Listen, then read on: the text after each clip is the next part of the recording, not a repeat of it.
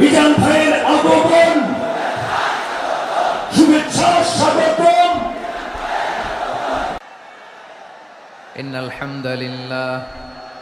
إن الحمد لله نحمده ونستعينه ونستغفره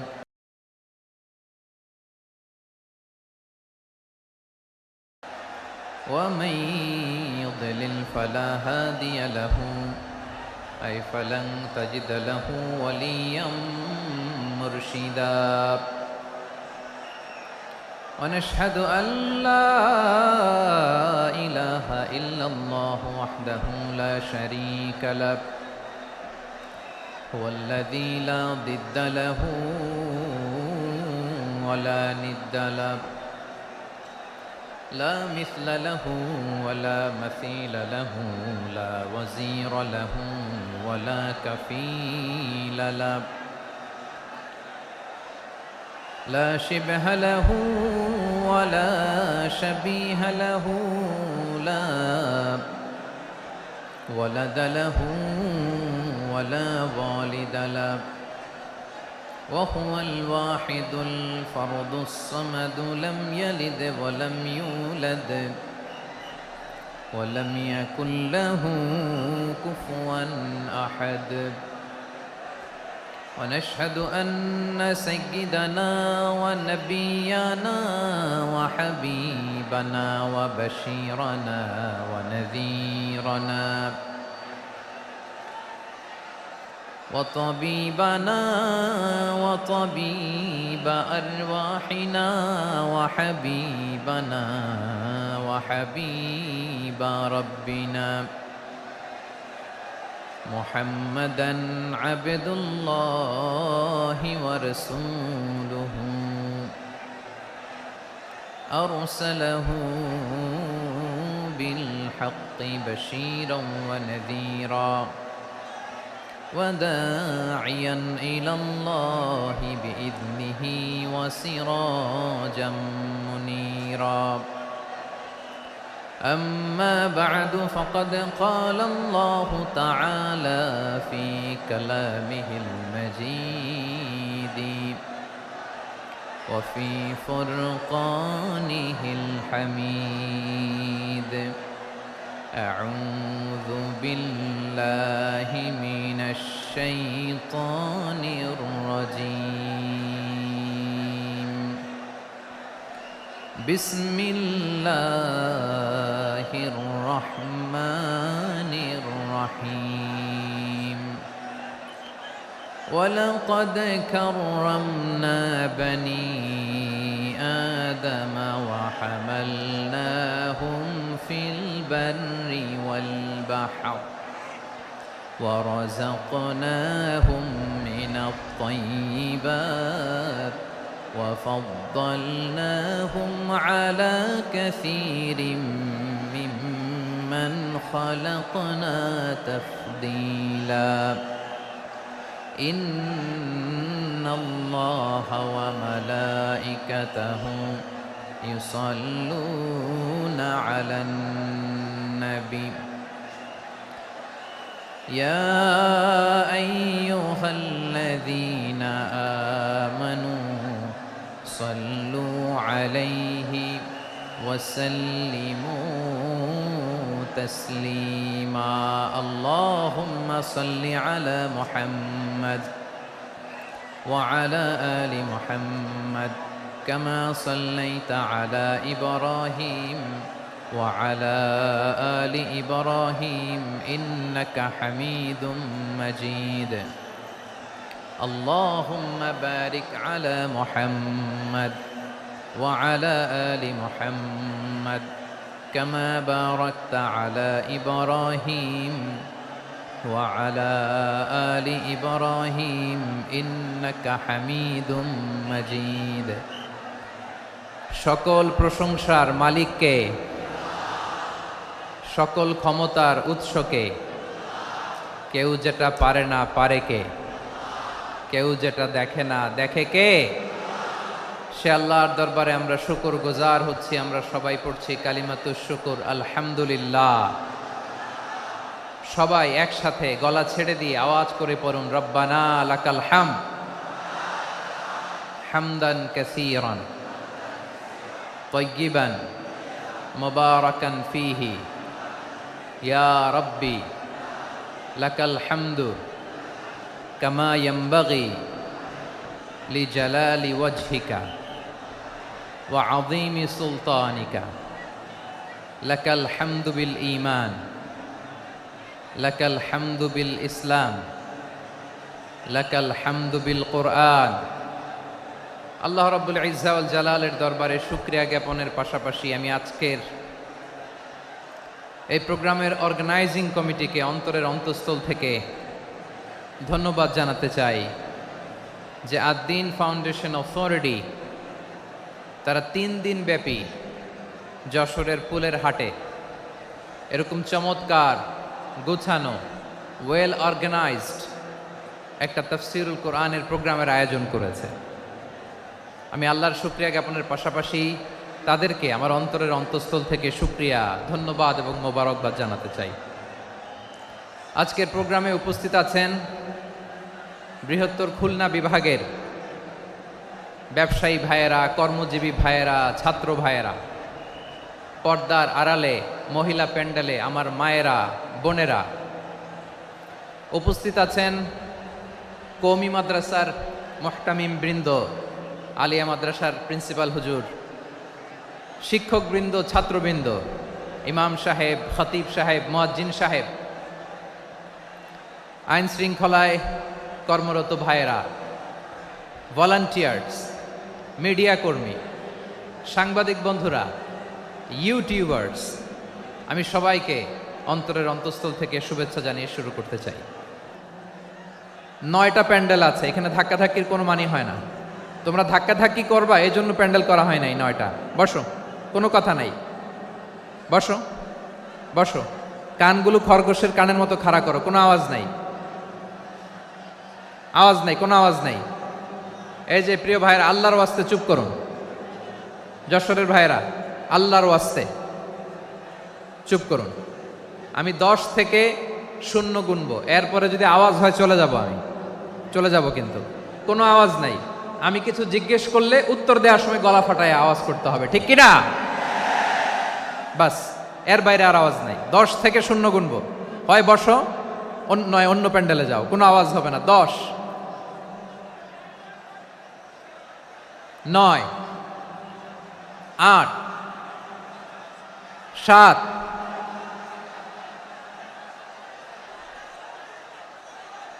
6, 5, 4,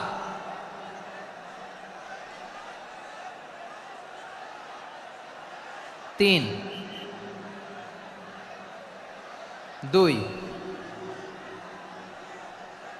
1, 0। প্রিয় ভাইয়েরা, অনেক আলোচনা হয়েছে 3 দিন ব্যাপী। দেশ বরেণ্য, প্রথিতযশা ওলামায়ে হজরতের মুখে আপনারা অসংখ্য কথা শুনেছেন। আমলের জন্য এগুলোই যথেষ্ট, নতুন করে আমার বলার কিছুর দরকার নাই। নতুন করে উপস্থাপনের মতো বলার মতো আমার কাছে কিছু নাইও। যা বলার 1500 বছর আগে আল্লাহ তাআলা উম্মাকে বলে দিয়েছেন, ঠিক কিনা? এমন কিতাব দান করেছে যে কিতাবে ভুল নাই, যতই পড়ি ততই শেখা যায়। বিয়ন্ডলেস, বাউন্ডলেস, বটমলেস, কুল কিনারা নাই, কুল কিনারাবিহীন সাগর, পড়েন সুবহানাল্লাহ। গত 3 দিন ধরে স্কলাররা যে সমস্ত বিষয় কোরআন সুন্নাহর আলোকে আলোচনা করেছে, আমরা যেন সেগুলোর উপর আমল করতে পারি। আল্লাহ তৌফিক দান করুক, আমরা পড়ি আমিন। আসুন, এখানে আসার, বসার, এই প্রোগ্রামে অংশগ্রহণ করার উদ্দেশ্যকে, নিয়াতকে আমরা খালেস করে নেই। আজকে আমরা যা শুনবো, শিখবো, আমলের নিয়তে শুনবো, ঠিক কিনা বলেন? শেষ পর্যন্ত নীরবতা বজায় রাখবো। আমি উঠবো, আপনারা উঠবেন, এর আগে ওঠা যাবে না। স্কেজিউলে একটু চেঞ্জ এসেছে, এশার সালাত হয়নি। আমার আলোচনার পরপরই আজান হবে, এশার সালাতে আমরা জামাতে অংশগ্রহণ করে একসাথে বিদায় নেব ইনশাল্লাহ। বলেন, বিশৃঙ্খলা করলে আমার বুঝাতে, পয়েন্টগুলো শেয়ার করতে দেরি হবে। আর এই যে এরকম নীরব নিস্তব্ধ থাকলে সুবিধা হবে। আল্লাহর ওয়াস্তে বি স্মার্ট, জায়গা না হলে চলে যাবেন, আওয়াজ করবেন না, ভলান্টিয়াররাও আওয়াজ নয়, ইশারা ইঙ্গিতে। প্রিয় ভাইয়েরা, যে টপিকটি নিয়ে আমি আপনাদের সামনে আজকে কথা বলতে চাই, টপিকটি অনেক গুরুত্বপূর্ণ। টপিকটি হচ্ছে হিউম্যান রিসোর্স ডেভেলপমেন্ট, মানব সম্পদ উন্নয়ন। কারণ আল্লাহ তাআলা আমাদের যা দেখ আর না দেখ এটা দিছে, মানুষ আর মানুষ, 18 কোটি মানুষ, ঠিক কিনা? এই 18 কোটির জনসংখ্যার দেশে বসবাস করে আমরা খুশি না বেজার? খুশি হইতে হবে, বেজার হইেন না। জাপানের খবর জানেন? তাদের গ্রোথ রেট নিচের দিকে, উল্টো। জনসংখ্যা নাই, বাচ্চা নিলে, সন্তান নিলে গভর্নমেন্ট তাদের টাকা দেয়। আমাদেরকে আল্লাহ তাআলা দয়া করে, মায়া করে এই সম্পদটা দিয়েছেন। এই মানব সম্পদকে যেন আমরা কাজে লাগাই, ইনশাআল্লাহ। পড়েন সবাই। হিউম্যান রিসোর্স ডেভেলপমেন্ট অনেক জনগুরুত্বপূর্ণ বিষয়, খুব সেন্সিটিভ বিষয়, বুঝতে হবে। যশোরের স্মার্ট ছেলেরা, এই যে আমি যাদেরকে দেখতে পাচ্ছি, all are the Gen Z of Jessore. যারা জেন জি, ওরা স্মার্ট, ওরা ইশারা ইঙ্গিতে কাজ করে। এই যে পুরো গদি উল্টায় দিছে, ঠিক কিনা? 24-এর ছাত্র নাগরিক অভ্যুত্থান আমাদের দেখিয়ে দিচ্ছে কিভাবে চোখের ইশারায় গদি উল্টে দিতে হয়। তো এই জেনজিদের নিয়ে বসেছে, ওরা তো স্মার্ট, ওরা ডিস্টার্ব করবে না। মেহরবানি করে আমার সাথে কানেক্ট করো, 1 to 1, brain to brain, eye to eye contact করো আমার সাথে, তাকাও। কষ্ট হলো আমার দিকে তাকাও, আওয়াজ করা যাবে না, আমার দিকে তাকাও। প্রিয় ভাইয়েরা, হিউম্যান রিসোর্স ডেভেলপমেন্টের ব্যাপারে কিছু কথা বলবো। এই যে আমাদের বিশাল জনসংখ্যা, এই জনসংখ্যাকে কি করে জনসম্পদে রূপান্তরিত করা যায় এ ব্যাপারে কথা বলবো। আমি সূরাতু বনী ইসরাইলের 70 নম্বর আয়াত তেলাওয়াত করেছি। এই আয়াতের আলোকে কিছু কথা আমি আপনাদের সামনে বলবো। আল্লাহ তাআলা ইরশাদ করছেন, ওয়ালাকাদ কাররামনা বনী আদম ওয়া হামালনাহুম ফিল বাররি ওয়াল বাহরি ওয়া রাযাকনাহুম মিনাত তাইয়্যিবাত ওয়া ফাদ্দালনাহুম আলা কাসীরিম মিম্মান খালাকনা তাফদীলা। পড়েন আল্লাহু আকবার। রব্বুল আলামিন বলেন, ওয়ালাকাদ কাররামনা বনী আদম, আমি বনী আদমকে সম্মানিত করেছি, বনী আদমকে মর্যাদা দিয়েছি। ওয়া হামালনাহুম ফিল বাররি ওয়াল বাহর, বনী আদমকে জলে, স্থলে, স্থলে এবং সমুদ্রে চলাচলের বাহন দিয়েছি। ওয়া রাযাকনাহুম মিনাত তাইয়্যিবাত, তাদেরকে পবিত্র রিজিকের বন্দোবস্ত করেছি। ওয়া ফাদ্দালনাহুম আলা কাসীরিম মিম্মান খালাকনা তাফদীলা, আর আমি আল্লাহ যাদেরকে সৃষ্টি করেছি তাদের মধ্য থেকে বনী আদমকে আমি শ্রেষ্ঠ বানিয়েছি। আমরা শ্রেষ্ঠ, আমরা আশরাফুল মাখলুকাত। আমরা কি? এই যে এমনি চিল্লাচিল্লি করে, জিজ্ঞেস করলে বলে না। আমরা আশরাফুল মাখলুকাত। আমরা কি? শ্রেষ্ঠ, সবার চেয়ে সেরা। আমাদের মতো করে আল্লাহ কাউকে বানায় নাই। 2 পায়ে ভর করে, শির দ্বারা এরকম স্ট্যান্ড রেখে মাথা উঁচু করে দাঁড়াতে পারে এরকম কোন প্রাণী পৃথিবীতে আছে? এজন্য আল্লাহ বলেন, ওয়ালাকাদ কাররামনা বনী আদম, আমি বনী আদমকে সম্মানিত করেছি, তাদেরকে আমি মর্যাদা দিয়েছি। তাদেরকে আমি যত মর্যাদা দিয়েছি আমার কোন সৃষ্টিকে এত মর্যাদা দেই নাই। পড়েন সুবহানাল্লাহ। I have dignified the status of the sons of Adam. আদমের সব সন্তানের মর্যাদা আমি বাড়িয়েছি। আল্লাহ এখানে বলেননি ওয়ালাকাদ কাররামনাল মুমিনিন, আমি মুমিনের মর্যাদা বাড়িয়েছি, বলেছেন? আল্লাহ এখানে বলেন নাই ওয়ালাকাদ কাররামনাল মুসলিমিন, আমি মুসলিমের মর্যাদা বাড়িয়েছি। আল্লাহ বলেছেন ওয়ালাকাদ কাররামনা বনী আদম, আমি বনী আদমের সম্মান বাড়িয়েছি। হোক সে মুমিন কিংবা কাফের, মুসলিম কিংবা মুশরিক, আস্তিক কিংবা নাস্তিক, আরব কিংবা অনারব, যেই হোক না কেন, আদম সন্তান সবগুলার মর্যাদা বাড়ায় দিয়েছে কে? সবার মর্যাদা আল্লাহ বাড়িয়েছে। মানুষ হিসেবে মর্যাদা। বিশ্বনবী সাল্লাল্লাহু আলাইহি ওয়াসাল্লাম ইহুদির লাশ দেখে দাঁড়িয়ে গেলেন। কার লাশ? আমার যশোরের ভাইয়েরা আওয়াজ করে বলুন, কার লাশ? ইহুদির লাশ দেখে দাঁড়ায় গেলেন। সাহাবারা বললেন, ইয়া রাসূলুল্লাহ, আপনি দাঁড়ালেন যে, এটা তো ইহুদির লাশ। বিশ্বনবী বললেন, আওয়ালাইসাত নাফসান, এটা কি মানুষ নয়? এটা হোক ইহুদি হোক খ্রিস্টান, এটা তো মানুষ। আমি মানুষ দেখে দাঁড়িয়েছি। আই স্যালিউট দ্য হিউম্যানিটি, আমি মানবতাকে সম্মান করেছি। পড়েন সুবহানাল্লাহ। তাহলে এই জমিনে মানুষের মর্যাদা বেশি, হোক আস্তিক, হোক নাস্তিক, হোক মুমিন কিংবা কাফের। আদমের সন্তান হলে, মানুষ হলেই তার মর্যাদা বাড়িয়েছে কে? আমার কলিজার টুকরা যশোরের ভাইয়েরা, মানুষের মর্যাদা আল্লাহ এত বাড়িয়েছেন, মানুষ জীবিত থাকলেও যেমনি মর্যাদাবান, মরে গেলেও মর্যাদাবান। সুবহানাল্লাহ পড়েন। মানুষ মরে গেলে এই ডেড বডিটা কি হয়? পচে যায়, গলে যায়, মাটির সাথে মিশে যায়। তাই বলে আপনি ডেড বডির সাথে যাচ্ছে তাই করতে পারবেন না। পারবেন? কেউ যদি অন্যায় করে, তাকে যদি আপনি শাস্তির আওতায় আনেন, যা মনে চায় করতে পারবেন না। তারা আগুন দিয়ে পোড়াতে পারবেন না, নাক কাটতে পারবেন না, কান কাটতে পারবেন না, অঙ্গ বিকৃতি করতে পারবেন না। কারণ মানব জাতির মর্যাদা স্বয়ং দিয়েছে কে? ডেড বডি পচে যাবে, গলে যাবে। তারপরে ইসলাম বলে না, খবরদার, এই মরা লাশটারও একটা মর্যাদা আছে না নাই? ইসলাম বলে এই লাশটা গলে যাবে, পচে যাবে, কিন্তু এটার অমর্যাদা করো না। কর্পূর দিয়ে, খেজুর পাতা দিয়ে এটাকে ওয়ার্ম ওয়াটার দিয়ে, গরম পানি দিয়ে ধৌত করো। সাদা শুভ্র ধবধবে কাপড় দিয়ে লাশটাকে তুমি কাভার করো। তারপরে খাটিয়ার মধ্যে লাশটাকে রেখে বিশাল একটা প্রোগ্রাম করো, একটা ফিউনারাল প্রোগ্রাম করো। ওই প্রোগ্রামের ডানে বায়ে পেছনে লাশটারে রাখলে হবে না, প্রোগ্রামের একেবারে সামনটাতে তুমি লাশটাকে রাখো। সুবহানাল্লাহ। একটা ফিউনারাল প্রোগ্রাম করতে হবে, তাকে শেষ বিদায় জানাতে হবে, যেটাকে আমরা জানাজা বলি। কি বলি?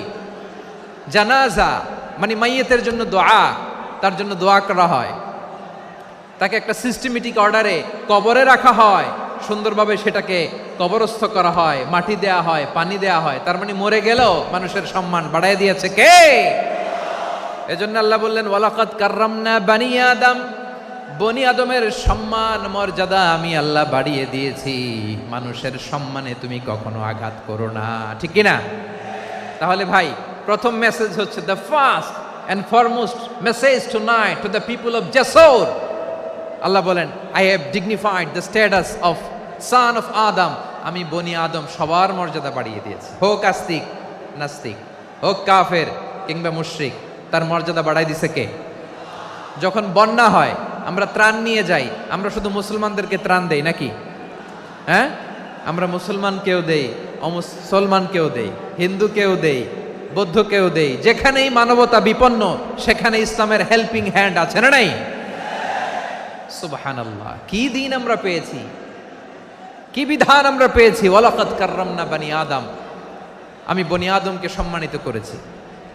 এরপর আল্লাহ বললেন, ওয়া হামালনাহুম ফিল বাররি ওয়াল বাহর, মানুষকে স্থলে এবং সমুদ্রে চলাচলের বাহন আমি দিয়েছি। স্থলে কিভাবে চলবে, জলে কিভাবে চলবে, এই বাহনের ব্যবস্থা করেছে কে? এই জেনজি, এই স্যামড়া, ইরাম করতেছো কিসের জন্য? হ্যাঁ, ইরাম করলে চলবি? হ্যাঁ, বস বস বস বস। আওয়াজ করতেছো কেন? দিবা না, কথা বলতে দিবা না আমাকে? তো এইটা বুঝি তোমাদের ভালোবাসার নমুনা? তোমাদের ভালোবাসার কারণে যদি আমি কোথাও দাঁড়াতেই না পারি, কোথাও বসতে না পারি, কোথাও দুটা কথা বলতে না পারি, এই ভালোবাসা দিয়ে কি হবে আমার? বরং ঘামতে ঘামতে ঘর্মাক্ত হব, রক্তাক্ত হব। কিন্তু সেন্ট্রাল থেকে, সেন্ট্রালি যে ইনস্ট্রাকশন আসবে, সেই ইনস্ট্রাকশনের এক চুল আমরা ডানে বায়ে যাব না। এইটা গণজাগরণের জন্য এইটা দরকার, ইসলামী বিপ্লবের জন্য এইটা দরকার। তো আধা ঘন্টা ধরে যদি তোমাদেরকে থামানোই না যায়, এই লস্কর দিয়ে আমি কি করব? আল্লাহর ওয়াস্তে নো নো নো স্লোগান, চুপচাপ একেবারে আমার দিকে তাকাও। আল্লাহ বললেন, ওয়া হামালনাহুম ফিল বাররি ওয়াল বাহর, জলে স্থলে আমি চলাচলের যানবাহনের ব্যবস্থা করেছি। আমরা স্থলে ঘোড়ার উপরে চড়ি, উটের উপরে চড়ি, গাড়ির উপরে চড়ি। এই যে গাড়ির ইঞ্জিন বানাইছি আমরা, এটার মেধা দিয়েছে কে? আবার সাগরের মধ্যে আমরা নৌযান, জলযান, বড় বড় জাহাজ দিয়ে এক মহাদেশ থেকে আরেক মহাদেশ যাই, এক দেশ থেকে মালামালগুলো আরেক দেশে পাঠাই। সাগরের ভেতরে নৌকাগুলোরে ধরে রাখলো কে? ওয়াল ফুলকিল্লাতি তাজরি ফিল বাহরি বিমা ইয়ানফাউন নাস। মানুষের উপকার আছে এরকম সরঞ্জামাদি নিয়ে সাগরের উপরে বিশাল বিশাল জলযানগুলো চলে। এগুলো ডুবে যায় না, কাত হয়ে যায় না, পড়ে যায় না।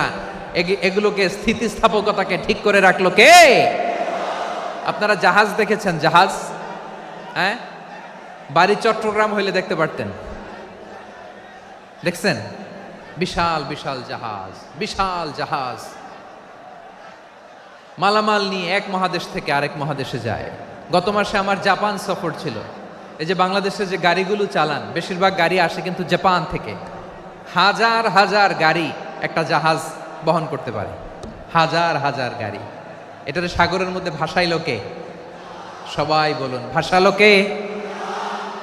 হাজার হাজার গাড়ি নিয়ে জাপানিজ গাড়িগুলো আমাদের চট্টগ্রামের এয়ারপোর্টের বন্দরে ভিড়ে। যুক্তরাষ্ট্রে আমি দেখেছি বিশাল বিশাল জাহাজ। আপনারা টাইটানিক জাহাজের নাম শুনেছেন? টাইটানিকেরও 8 গুণ 10 গুণ বড়। সুবহানাল্লাহ কইবেন না? টাইটানিক জাহাজের 8 গুণ 10 গুণ বড় একটা জাহাজ আছে, আইকন অফ দ্য সি। আমি দেখে এসেছি। রয়্যাল ক্যারিবিয়ান দেখে এসেছি। সাগরের সামনে জেটিতে যখন দাঁড়ালাম, জাহাজটা যখন যায়, আমার মনে হচ্ছে একটা শহর, গোটা শহর, the entire city is floating on the water. পুরো একটা শহর মনে হয় পানির উপর দিয়ে ভেসে যাচ্ছে। পড়েন সুবহানাল্লাহ।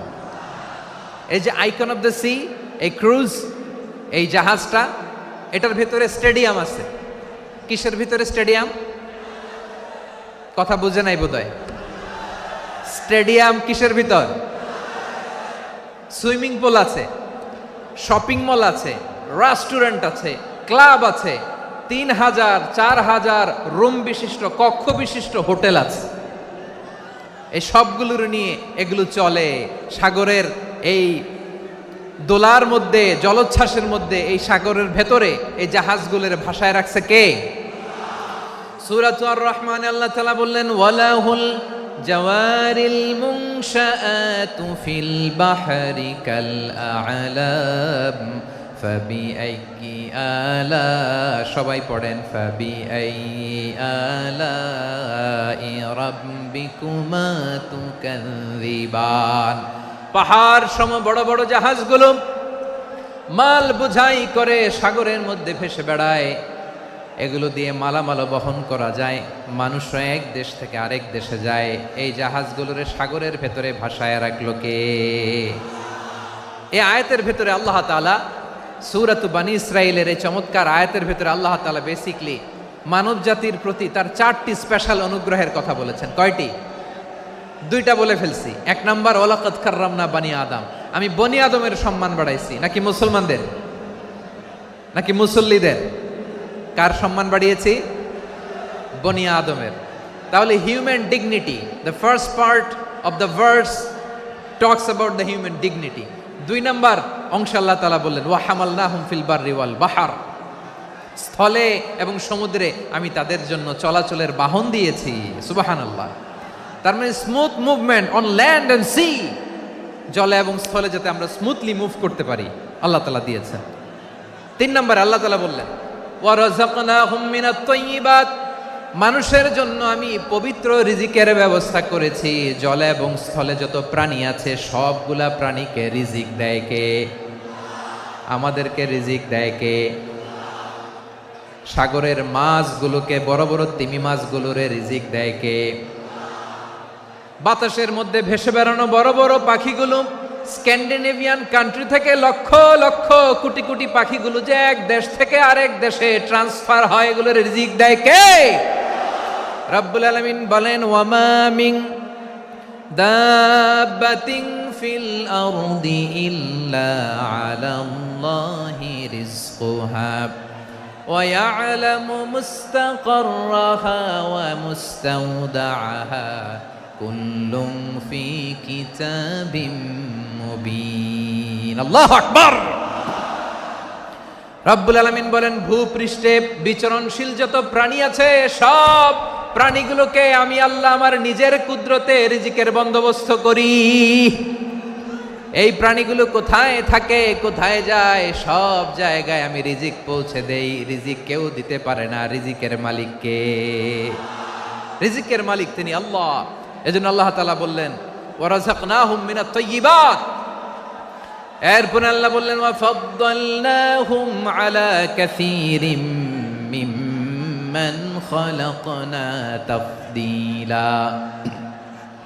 আমি যত প্রাণী সৃষ্টি করেছি সকল প্রাণীর মধ্যে মানুষের মর্যাদা শ্রেষ্ঠত্ব আমি দিয়েছি। সুবহানাল্লাহ পড়েন।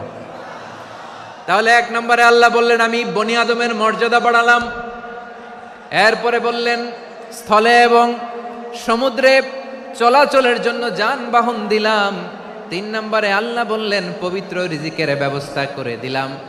এরপরে আল্লাহ বললেন যত প্রাণী আছে সৃষ্টি আছে সবগুলার উপরে আমি মানুষকে শ্রেষ্ঠত্ব দিলাম। সুবহানাল্লাহ। তাহলে সবচেয়ে বেশি শ্রেষ্ঠত্ব মানুষের। কার? মানুষের। শুধু তাই নয় প্রিয় ভাইরা, আকাশ এবং জমিনে যা কিছু আছে সবকিছু মানুষের জন্য, মানুষের কল্যাণে, মানুষের প্রয়োজনে, মানুষের বশীভূত করে সৃষ্টি করেছেন কে? রব্বুল আলামিন বলেন হুয়াল্লাযী খালাকা লাকুম মা ফিল আরদি জামিআ। এই জমিনের মধ্যে যা কিছু আমি আল্লাহ সৃষ্টি করেছি সব কিছু আমি মানুষের জন্য সৃষ্টি করেছি। পড়েন সুবহানাল্লাহ। হুয়াল্লাযী খালাকা লাকুম মা ফিল আরদি জামিআ। যা আছে সব আমাদের জন্য, সব আমাদেরকে সার্ভিস দেওয়ার জন্য, আমাদের উপকারের জন্য, আমাদের কল্যাণের জন্য। আওয়াজ করে সবাই পড়ুন আল্লাহু আকবার। অন্য আয়াতে আল্লাহ বললেন ওয়াসাখখারা লাকুম মা ফিস সামাওয়াতি ওয়া মা ফিল আরদি জামিআম মিন ইন্না ফি যালিকা লাআয়াতিন লিকাউমি ইয়াতাফাক্কারুন।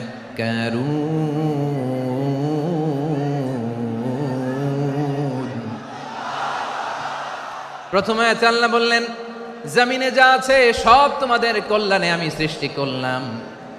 এরপরে আল্লাহ বললেন আকাশেও যা আছে সব তোমাদের জন্য সৃষ্টি করলাম, তোমাদের অনুগত বানায় দিলাম। পড়েন সুবহানাল্লাহ।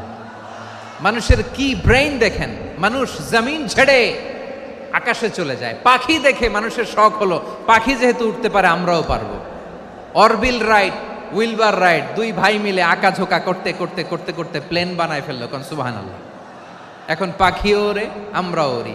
এরপরেই মানুষের কৌতূহল থামে না এখানে। মানুষ চলে গিয়েছে চাঁদে। কোথায় গেছে? এখন কিন্তু চাঁদে জমি বিক্রি হয় জানেন। পৃথিবী নিয়ে মারামারি শেষ। রাশিয়া আমেরিকা এখন ধরছে চাঁদ আর মঙ্গল গ্রহ। এখন চাঁদে জমি বিক্রি হয়, মঙ্গলে জমি বিক্রি হয়। এই চাঁদ, মঙ্গল, বৃহস্পতি, শনি সব আল্লাহ তাআলা আমাদের জন্য বানিয়েছেন। সুবহানাল্লাহ পড়েন। মানুষ সাগরের উপরে চড়ে, শূন্যে ভেসে বেড়ায়, পাহাড় কেটে সুড়ঙ্গ বানায়, টানেল বানায়। মানুষ ব্রডব্যান্ডের লাইন নিয়ে যায় সাগরের ভেতর দিয়ে এক দেশ থেকে আরেক দেশে, এক মহাদেশ থেকে আরেক মহাদেশে। সুবহানাল্লাহ পড়েন। তার মানে গোটা বিশ্বের সব কিছুর উপরে control, superiority over all creatures, সব কিছুর উপর কন্ট্রোল, মনিটরিং, নিয়ন্ত্রণ এটা প্রতিষ্ঠা করে দিয়েছে কে? এজন্যই মানুষের শ্রেষ্ঠত্ব। ওয়ালাকাদ কাররামনা বানি আদম। আমি বনি আদমের সম্মান বাড়িয়েছি, মর্যাদা আমি বাড়িয়ে দিয়েছি এই কারণে, কারণ মানুষ সব কিছুর উপর নিয়ন্ত্রণ নিতে পারে। মানুষকে নিয়ে এই কোরআনের সব আলোচনা, মানুষকে নিয়ে এই কোরআনের সব। তাই কোরআনের কেন্দ্রীয় আলোচ্য বিষয় হচ্ছে মানুষ। কোরআনের কেন্দ্রীয় আলোচ্য বিষয় কি? যশোরের ভাইয়েরা বুঝে থাকলে সবাই বলবেন কোরআনের কেন্দ্রীয় আলোচ্য বিষয় কি? এই যে আমি মূল আলোচনায় যাচ্ছি এখন। কেন মানুষ কোরআনের কেন্দ্রীয় আলোচ্য বিষয়?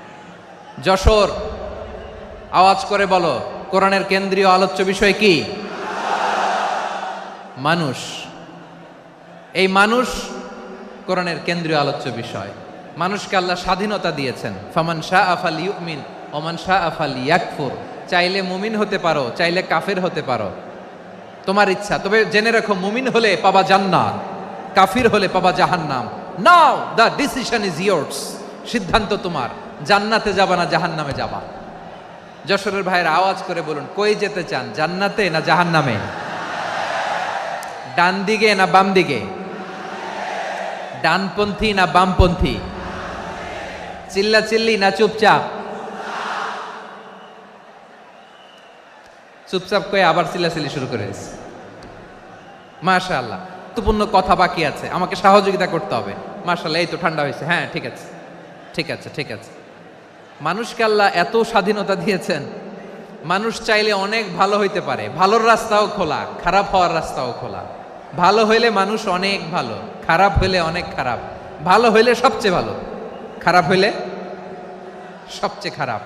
এজন্য সিদ্ধান্ত আপনাকে নিতে হবে। আল্লাহ তাআলা বলছেন, লাকাদ খালাকনাল ইনসানা ফি আহসানি তাকওয়িম সুম্মা রাদাদনাহু আসফালা সাফিলিন। আমি মানুষকে অনেক সুন্দর অবয়বে, সুন্দর আকৃতিতে সৃষ্টি করেছি। তার শুধু চেহারার ডিজাইনটাই সুন্দর নয়, তার ব্রেনটা বড্ড সুন্দর, তার মানসিকতা বড্ড সুন্দর, তার সৃজনশীলতা বড্ড সুন্দর। পড়েন সুবহানাল্লাহ। আমাদের চেহারা, অবয়ব, ডিজাইন যে সুন্দর তা না, আমাদের ব্রেনটা অনেক সফিস্টিকেটেড ব্রেন, অনেক সফিস্টিকেটেড। এই 1.5 কেজি ব্রেন ইউজ করে মানুষ গোটা বিশ্বে সভ্যতা বিনির্মাণ করেছে, ঠিক কিনা? এই ব্রেন আল্লাহ তাআলা আমাকে দিয়েছে। এটারে কাজে লাগালে, আপনার 6 সেন্স কাজে লাগালে আপনি অনন্য মানুষ হয়ে উঠবেন, মহামানবে রূপান্তরিত হবেন। মানুষ হতে পারে, চাইলেই মহামানব হতে পারে। আবার যদি মানুষ চায় খারাপও হতে পারে। আল্লাহ বললেন শুধু ভালোই না, ভালো হতে চাইলে অনেক ভালো তুমি হতে পারো, আবার খারাপ হতে চাইলে অনেক খারাপ তুমি হতে পারো। সুম্মা রাদাদনাহু আসফালা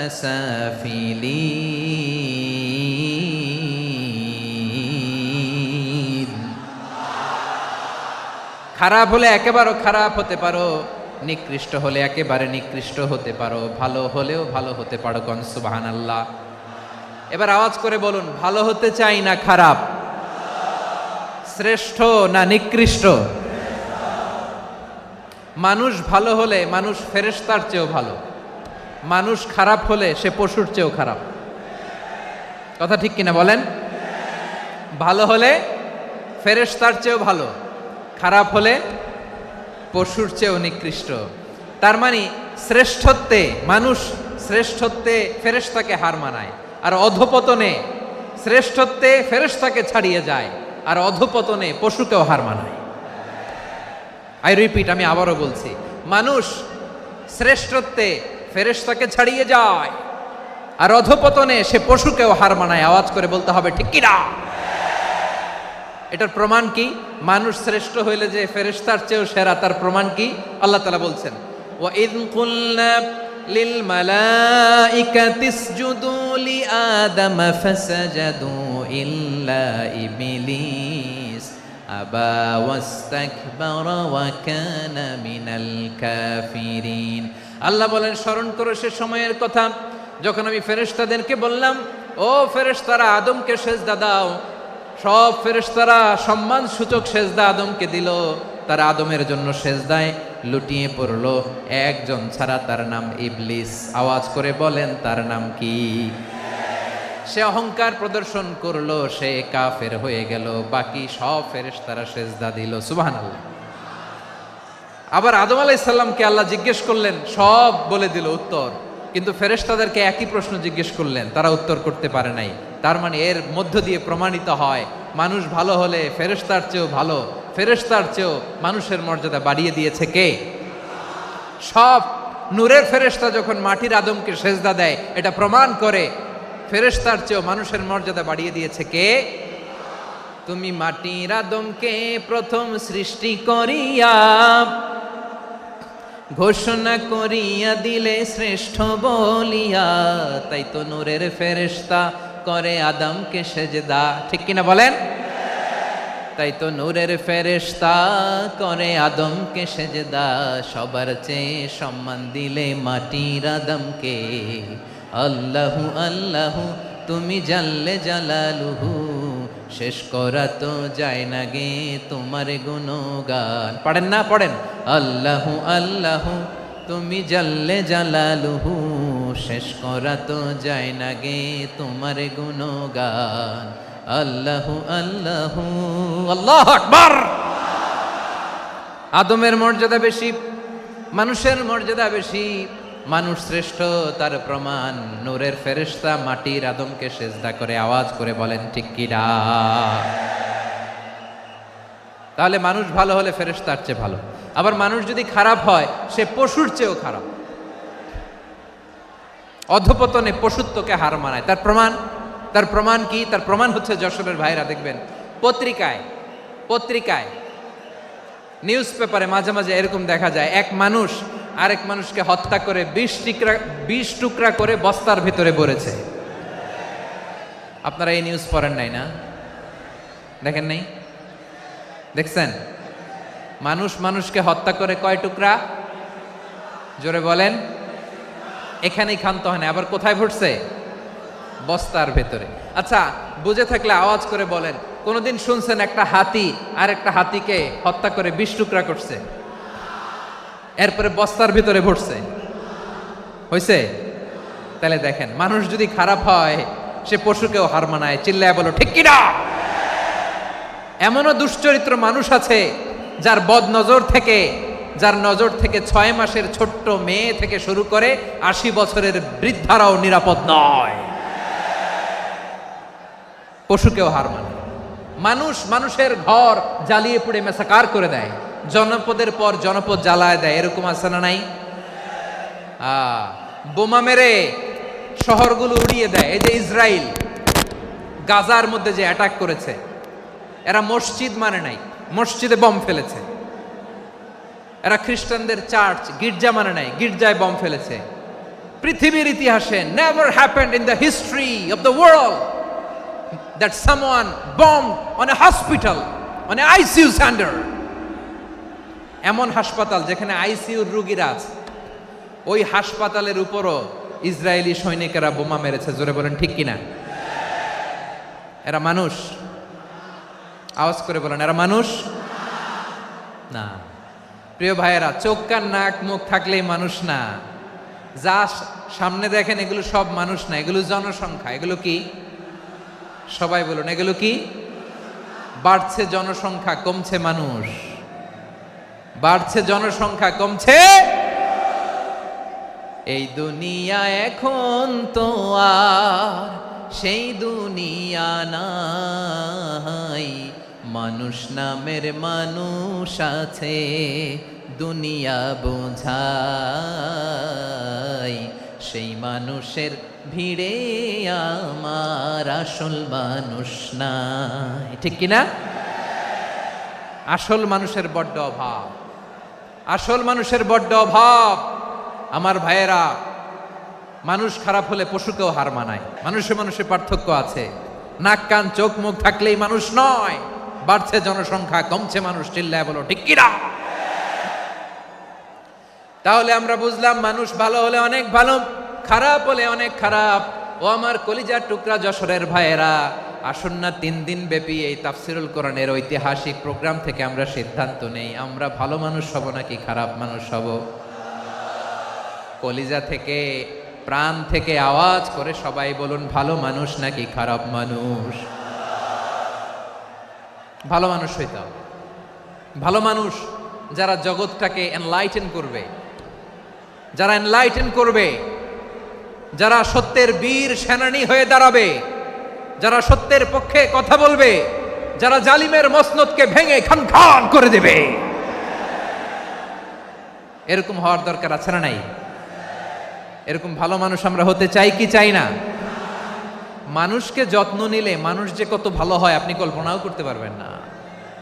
এই যে আপনাদের যশোরে যে ভালো ছেলেগুলো আছে, যে ভালো তরুণগুলো আছে, যে যুবকগুলো আছে, যে ভালো আলেমরা আছে, ভালো নেতারা আছে, সবাই যদি তাদের মতো হতো, পুরো যশোরটা একটা জান্নাতের টুকরা হয়ে যেত। আওয়াজ করে বলেন ঠিক কিনা? মানুষকে নার্চারিং করলে, মানুষকে পলিশ করলে, মানুষকে গ্রুমিং করলে, মানুষকে সঠিক তারবিয়া দিলে মানুষ অনন্য হয়ে ওঠে।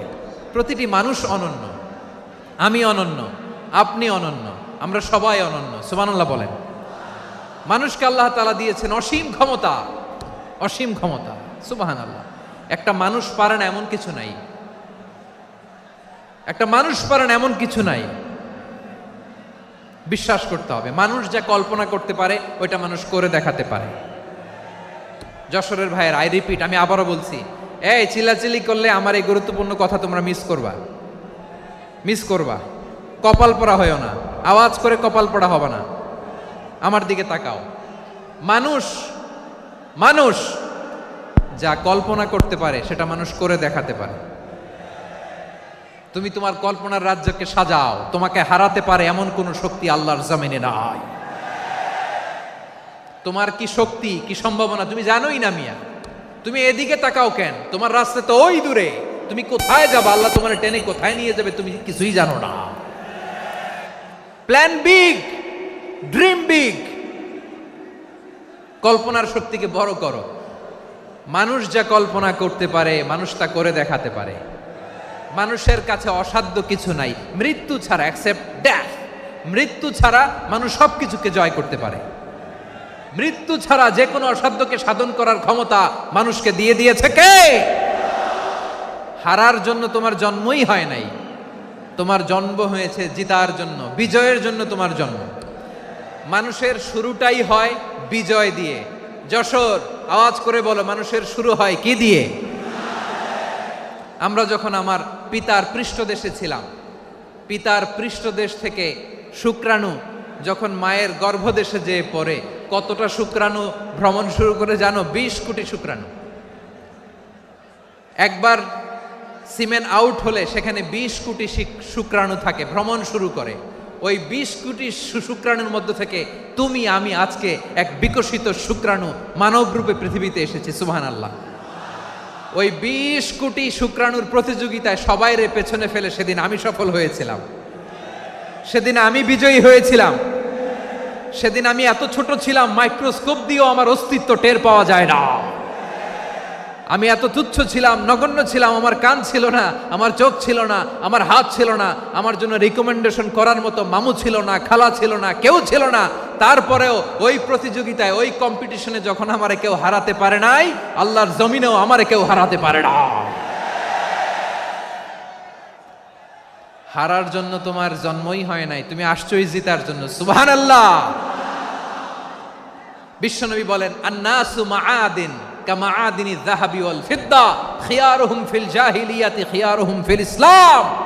People's are like mines of gold and silver. সোনার খনি, রূপার খনি, এর চেয়েও বড় খনি হচ্ছে এই মানব সম্পদের খনি। আওয়াজ করে বলেন আল্লাহু আকবার। আল্লাহ তাআলা এই সম্পদ আমাদেরকে দিয়েছে।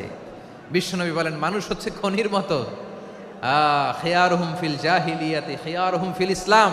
জাহিলি যুগে যারা সেরা, ইসলামেও তারা সেরা। ইদা ফাকুহু, যদি তারা বুঝবান হয় তাহলে তাদেরকে সেরা বানায় দিবে কে? তাহলে মানুষের চেয়ে সেরা কেউ হতে পারে? মানুষের চেয়ে অনন্য কেউ হতে পারে?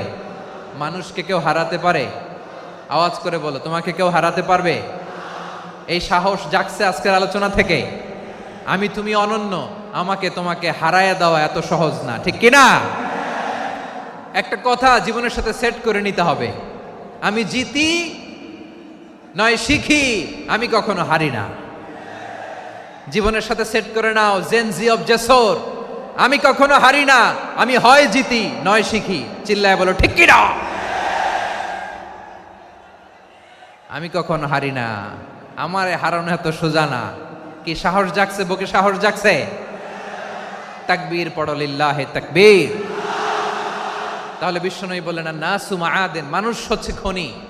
এই ধাক্কা ধাক্কি আমি জানি এগুলো ভালোবাসার ধাক্কা ধাক্কি, এজন্য আমি সহ্য করে নেই। এগুলো যে ভালোবাসার ধাক্কা ধাক্কি এটা আমরা বুঝি। পৃথিবীর কোনো আইন, সিকিউরিটি, প্রটোকল দিয়ে এটারে মানানো যাবে না, কারণ এটা তো ভালোবাসা, লাভ। লাভ কোনো আইন কানুন দিয়ে বাধা যায় না, মানানো যায় না, ঠিক কিনা বলো?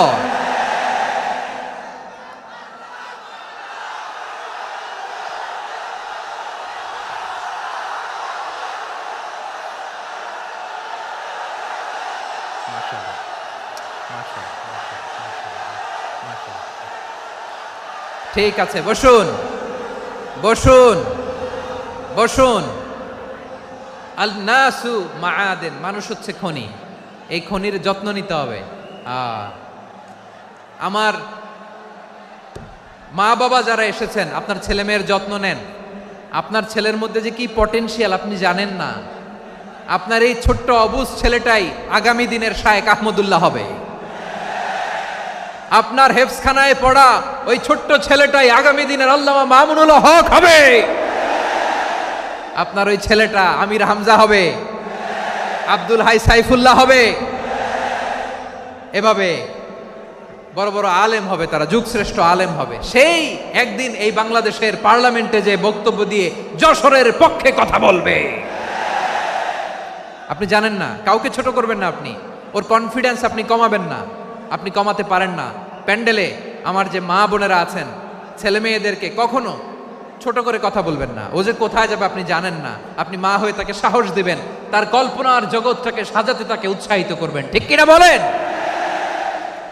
আর আমার প্যান্ডেলের আমার প্রিয় শ্রদ্ধাশীলা মায়েরা বোনেরা, আপনারা তো আরো দামি সম্পদ। বিশ্বনবী বলেন, আর দুনিয়া কুল্লু হামাচা। আল্লাহ আল্লাহ আল্লাহ, বিশ্বনবীর কথার ওজন দেখেন। আর দুনিয়া কুল্লু হামাচা ওয়া খায়রু মাতা'আদ দুনিয়াল মারআতুস সালিহা। বিশ্বনবী বলেন, দুনিয়ায় যা দেখো সব আল্লাহর দেওয়া অ্যাসেট, মানে সম্পদ।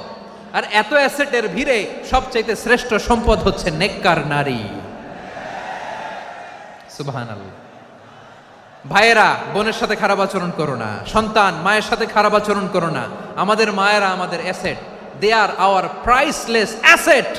কারণ এই মায়েদের পেটে এসেছে আল্লাহর ওলিরা, এই মায়েদের পেটে এসেছে খান জাহান আলী, এই মায়ের পেটে এসেছে শাহজালাল ইয়ামানি, এই মায়ের পেটে এসেছে আল্লাহর সব নবীরা। নাকি নবীরা আকাশ থেকে ধপ করে জমিনে নেমে আসছে? মায়ের পেটে আসছে। এই মায়ের পেটগুলো খনি। আমার সম্মানিতা মায়েরা বোনেরা, নিজেকে ইসলাম দিয়ে সাজান, নিজেকে ইসলাম দিয়ে সাজান, নিজেকে পবিত্র রাখুন, নিজের আব্রু ইমান ইজ্জতের হেফাজত করুন, কোরআন পড়ুন, সুন্নাহ পড়ুন। আপনি জানেন না আপনার গর্ভে কে আসছে, কোন ক্ষণজন্মা পুরুষকে আল্লাহ তাআলা আপনার গর্ভে পাঠাবে, আপনি জানেন না। মায়েরা নিজেদেরকে পবিত্র রাখুন, ইসলাম চর্চা করুন, কোরআন চর্চা করুন, নৈতিকতা দিয়ে নিজেকে সাজান। যশোরের জেনজি, নিজেদেরকে প্রস্তুত রাখো আগামীর বাংলাদেশের জন্য। নৈতিকতা, মোরালিটি, ভ্যালিউজ দিয়ে নিজেকে সাজাও, ইসলাম দিয়ে নিজেকে সাজাও। কারণ আগামীর বাংলাদেশ ইসলামের বাংলাদেশ। বাংলাদেশের আসল পরিচয় ইসলাম। বাংলাদেশের আসল পরিচয় কি? সবাই বলে না। বাংলাদেশের আসল পরিচয় কি? এই ইসলাম নিয়ে আমরা সংসদ ভবন সাজাবো, রাজি আছি না নাই? শেকড় ভুলে যাওয়া যাবে না। আমরা ধাপে ধাপে শারিয়া আইনের দিকে যাব ইনশাআল্লাহ, কিন্তু জঙ্গিবাদ দিয়ে নয়, কট্টরপন্থা দিয়ে নয়। আমরা ইন্টেলেকচুয়ালি, গ্রাজুয়ালি, ধাপে ধাপে শারিয়া আইনের দিকে মুভ করব ইনশাআল্লাহ। বলো লিল্লাহি তাকবীর। এদেশের আসল পরিচয় সবাই বলে না, আওয়াজ করে, এদেশের আসল পরিচয়। এদেশে আজান শুনে সূর্য ওঠে শহর গ্রামে, এদেশে আজান শুনে সূর্য ডুবে সন্ধ্যা নামে, এদেশে সকল কাজে সবাই বলে বিসমিল্লাহ, এদেশে ভালো কিছু দেখে শুনে হাসি মুখে সবাই বলে মাশা আল্লাহ। সুবহানাল্লাহ সুবহানাল্লাহ সুবহানাল্লাহ সুবহানাল্লাহ সুবহানাল্লাহ সুবহানাল্লাহ সুবহানাল্লাহ সুবহানাল্লাহ। ও নবীন তরুণ, তোমার কিসের এত ভয়? জেনে রেখো বাংলাদেশের আসল পরিচয়। বাংলাদেশের আসল পরিচয় ইসলাম। আওয়াজ তুলে বলো, আসল পরিচয় কি? এদেশে পরস্পরে দেখা হলে দেয় সালাম, এদেশে আমজনতার হৃদয় জুড়ে পাক্কালাম, ঠিক কি না? এদেশে বিপদ এলে সর্বজনে সর্বক্ষণে দোয়া পড়ে ইন্না লিল্লাহ সুবহানাল্লাহ সুবহানাল্লাহ সুবহানাল্লাহ সুবহানাল্লাহ।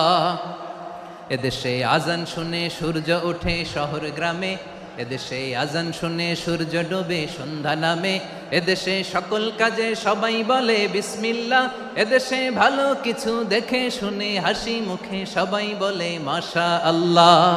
সুবহানাল্লাহ, আওয়াজ করে সুবহানাল্লাহ সুবহানাল্লাহ সুবহানাল্লাহ সুবহানাল্লাহ। সবাই একসাথে সুবহানাল্লাহ সুবহানাল্লাহ সুবহানাল্লাহ, সুবহানাল্লাহ। এদেশের আসল পরিচয় কি? আওয়াজ করে বলতে ভয় লাগে। এদেশের আসল পরিচয় কি? ইসলাম দিয়ে আমাদের সংসদ ভবন চলুক, আমরা চাই কি চাই না? বঙ্গভবনে লা ইলাহা ইল্লাল্লাহর পতাকা উড়ুক, আমরা চাই কি চাই না? প্রতিটি জেলা অফিসে, ডিসি অফিসে লা ইলাহার পতাকা ঝুলুক, আমরা চাই কি চাই না? কারা কারা চাই হাত তুলে আল্লাহরে দেখায়।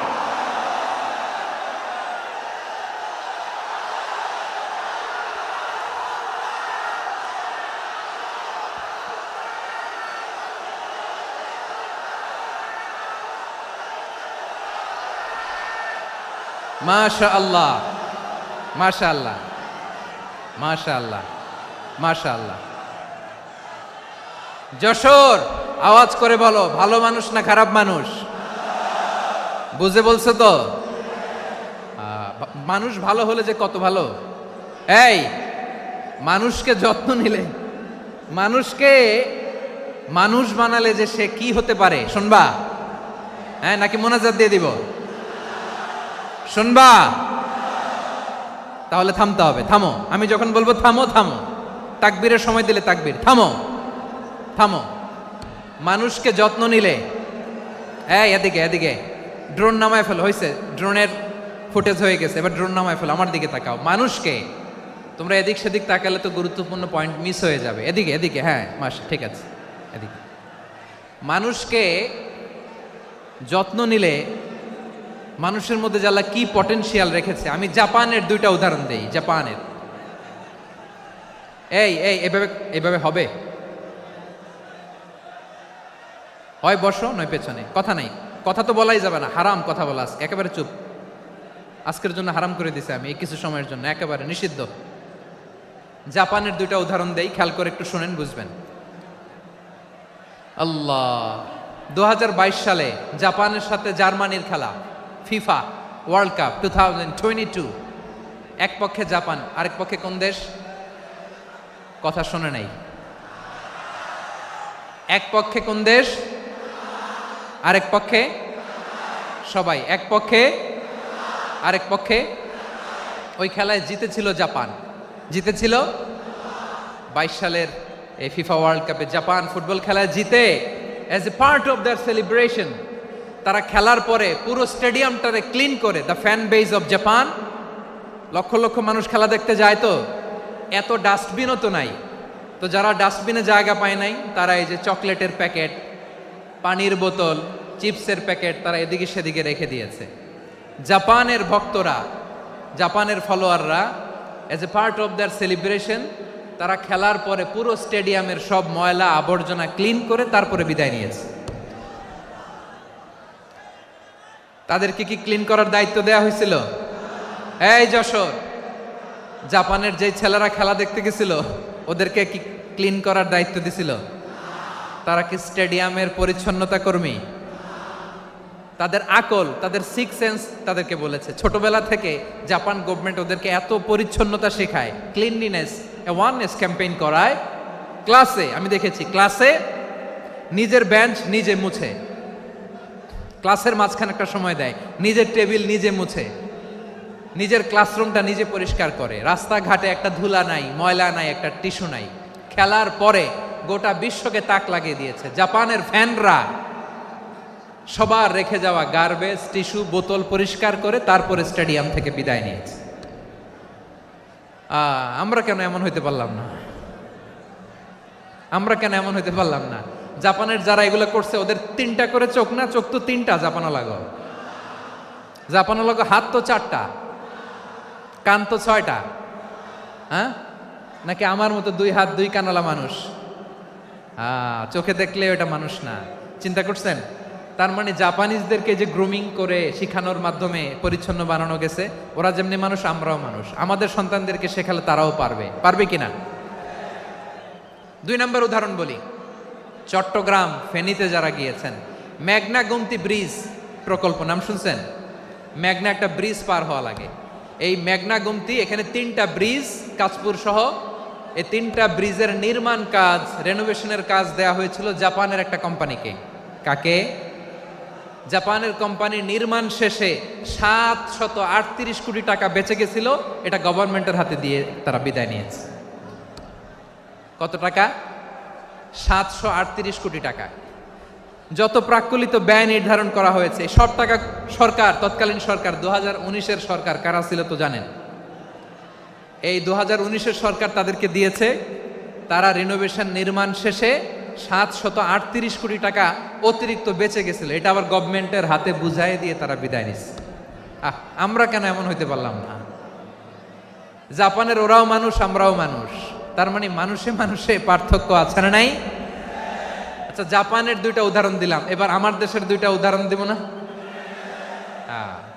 বাংলাদেশের দুইটা উদাহরণ দিই। 1 নম্বর উদাহরণ, গত সপ্তাহে আপনারা জানেন কক্সবাজার আমার একটা প্রোগ্রাম ছিল, তো হেলিকপ্টারে গিয়েছিলাম। ফেনী জেলা যখন পার হচ্ছি আমি দেখলাম 3টা উইন্ডমিল চিনেন তো? বিশাল পিলার, 3টা-4টা পাখা থাকে। বায়ু বিদ্যুৎ কেন্দ্র, বাংলাদেশের প্রথম বায়ু বিদ্যুৎ কেন্দ্র এটা। মুহুরী প্রজেক্ট বলে এটার, সম্ভবত মুহুরী প্রজেক্ট। তো সাগরের বাতাসের ঝাপটায় এটা ঘুরে এনার্জি হয়, ইলেকট্রিসিটি উৎপাদন হয়। তো আমি পাইলটকে বললাম, ভাই এগুলো থেকে কেমন ইলেকট্রিসিটি উৎপাদন হয়? কয় হুজুর একটু হয় না, কিছুই হয় না। কিছুই হয় না মানে? বলে হুজুর বাংলাদেশে যত উইন্ডমিল আছে এটার পাখা একটাও ঘুরে না। আল্লাহ, বলেন কি? তাহলে এই যে কোটি কোটি টাকা ব্যয় করে যে উইন্ডমিল, কয় হুজুর ভিতরে ফিটফাট, উপরে ফিটফাট, ভিতরে সদরঘাট। তার মানে কোটি কোটি টাকা দিয়ে এই উইন্ডমিল বানায়, এখানে কিছু নাই। দুর্নীতির আড্ডাখানা, আখড়াখানা বাংলাদেশ, ঠিক কিনা বলেন? হায় রে, জাপানিজরাও মানুষ, আমরাও মানুষ। আমার এক নিকটাত্মীয় সরকারি চাকরিজীবী, উনি আমাকে বললেন, বাংলাদেশের আরেকটা উদাহরণ দেখি। উনি আমাকে বললেন যে প্রতি বছর আমাদের অফিসের ফার্নিচার চেঞ্জ করে। আমি বললাম প্রতি বছর ফার্নিচার চেঞ্জ করে কেন? বলে যে ফার্নিচার নতুন পারচেজ করলেই তো ওইখানে টাকা, নতুন কিনতে পারলেই টাকা, নতুন উন্নয়নের সবক শোনাতে পারলেই টাকা। প্রথম আলোর রিপোর্ট, কি আলো? প্রথম আলোর রিপোর্ট, গত 15 বছরে উন্নয়নের নামে লুটপাট হয়েছে প্রায় 3.25 লাখ কোটি টাকা। কার রিপোর্ট? আমাদের বানানো কথা। প্রথম আলোর রিপোর্ট। গত 15 বছরে কারা ছিল জানেন তো? হ্যাঁ, শুধু ওনাদেরকেই দোষ দিয়ে লাভ নাই। স্বাধীনতার পর থেকে শুধু শাসকের হাত বদল হয়েছে, আমরা কিছু পাই নাই, ঠিক কিনা বলেন? শুধু ওনাদের দোষ দিয়ে কি লাভ? একদল খাইছে, আরেক দল খাওয়ার জন্য রেডি হয়ে আছে। আমরা এরকম চাই না, জনগণকে ফুটপাতে বসাই দিস। প্রিয় ভাইয়েরা, তাহলে জাপানের মানুষও মানুষ, আমরাও মানুষ। সিদ্ধান্ত আপনার, কোন মানুষ হবেন, ভালো মানুষ না খারাপ মানুষ? আজকের আলোচনার বিষয় হচ্ছে মানব সম্পদের উন্নয়ন, human resource development. It's a process to increase the capacity of knowledge, skill, capacity of the people of a country. একটা দেশের মানুষের জ্ঞান, তাদের দক্ষতা কি করে বাড়ানো যায়, বাড়িয়ে দেশের উন্নয়ন করানো যায়, এটাই হচ্ছে মানব সম্পদ উন্নয়নের মূল কথা। তাহলে মানব সম্পদ হচ্ছে একটা দেশের সবচাইতে শক্তিশালী পুঁজি। প্রাকৃতিক সম্পদ, খনিজ সম্পদের চেয়েও দামি হচ্ছে মানব সম্পদ। আমার প্রিয় যশোর, প্রাকৃতিক সম্পদ, খনিজ সম্পদের চেয়ে দামি সম্পদ কি সম্পদ? আল্লাহ তাআলা দয়া করে আমাদেরকে এই মানব সম্পদ দিয়েছেন। আসুন আমাদের এই মানুষগুলোকে আমরা সোনার মানুষ বানাই। রাজি আছেন তো সবাই? রাজি আছেন? মানুষ পারে না এমন কোনো কিছু নাই, চাইলে সব পারে। এজন্য মানুষকে তারবিয়া দিতে হবে, যথাযথভাবে তাদেরকে গড়তে হবে। আসুন আমরা সিরাতের আয়নায় বিশ্বনবীর জীবনী থেকে দেখি তিনি কিভাবে হিউম্যান রিসোর্সকে ম্যানেজ করতেন। যদি আপনাদের সময় হয় 2-1টা উদাহরণ দিয়ে আজকে আমি আমার আলোচনার বিদায় নিব। হবে সময় হবে কয়েক মিনিট? হ্যাঁ, শান্ত থাকবেন তো? শান্ত থাকবা? হ্যাঁ, ঠিক আছে। এই ধাক্কার মধ্যে ঢুকছে, এবার মজা বুঝতেছো তো? হ্যাঁ, মানা করছিলাম না? ঠিক আছে, টের পাও। হ্যাঁ, ঠিক আছে। যে আওয়াজ করবে আমি ওকে দেখতেছি, কে কে আওয়াজ করে দেখতেছি। শেষ কথা, শেষের দিকে চলে আসছি। বিষ্ণু ইসলাম কিভাবে হিউম্যান রিসোর্সকে ম্যানেজ করতেন, মজার কথা আছে কয়েকটা, বলে বিদায় নিব। বিশ্বনবী কিভাবে এই মানব সম্পদকে ম্যানেজ করতেন। বিশ্বনবী he was a very good talent hunter, চৌকস ট্যালেন্ট হান্টার ছিল। কার মধ্যে কি ট্যালেন্ট আছে দেখলেই বুঝে ফেলতেন। সুবহানাল্লাহ পড়বেন না? কি নবী আমরা পেয়েছি! He was a very good talent hunter. আমার নবী তিনি চৌকস ট্যালেন্ট হান্টার ছিলেন। কার মধ্যে কি প্রতিভা বের করতেন, ওই প্রতিভাকে ইসলামের কল্যাণে কাজে লাগাতেন। সুবহানাল্লাহ বলেন। যাকে যেই জায়গায় সেট করলে ভালো হবে তাকে ওই জায়গায় সেট করতেন। কয়েকজন সাহাবীর জীবনী শোনাই। আবু মাহজুরা রাদিয়াল্লাহু তাআলা আনহু, মক্কার মুয়াজ্জিন, আগে ছিল মুশরিক পরে হইছে মুমিন। উনি কিভাবে মুমিন হইলেন এই ঘটনাটা একটু আপনাদের শোনাতে চাই। তা আপনাদের তো সময় নাই হাতে, হ্যাঁ সময় আছে? এই জেনজি শেষ করে দিল আজকের প্রোগ্রামটা। 1 ঘন্টা ধাক্কা ধাক্কি করে কেমনে দাঁড়ায় আছে আমি বুঝলাম না।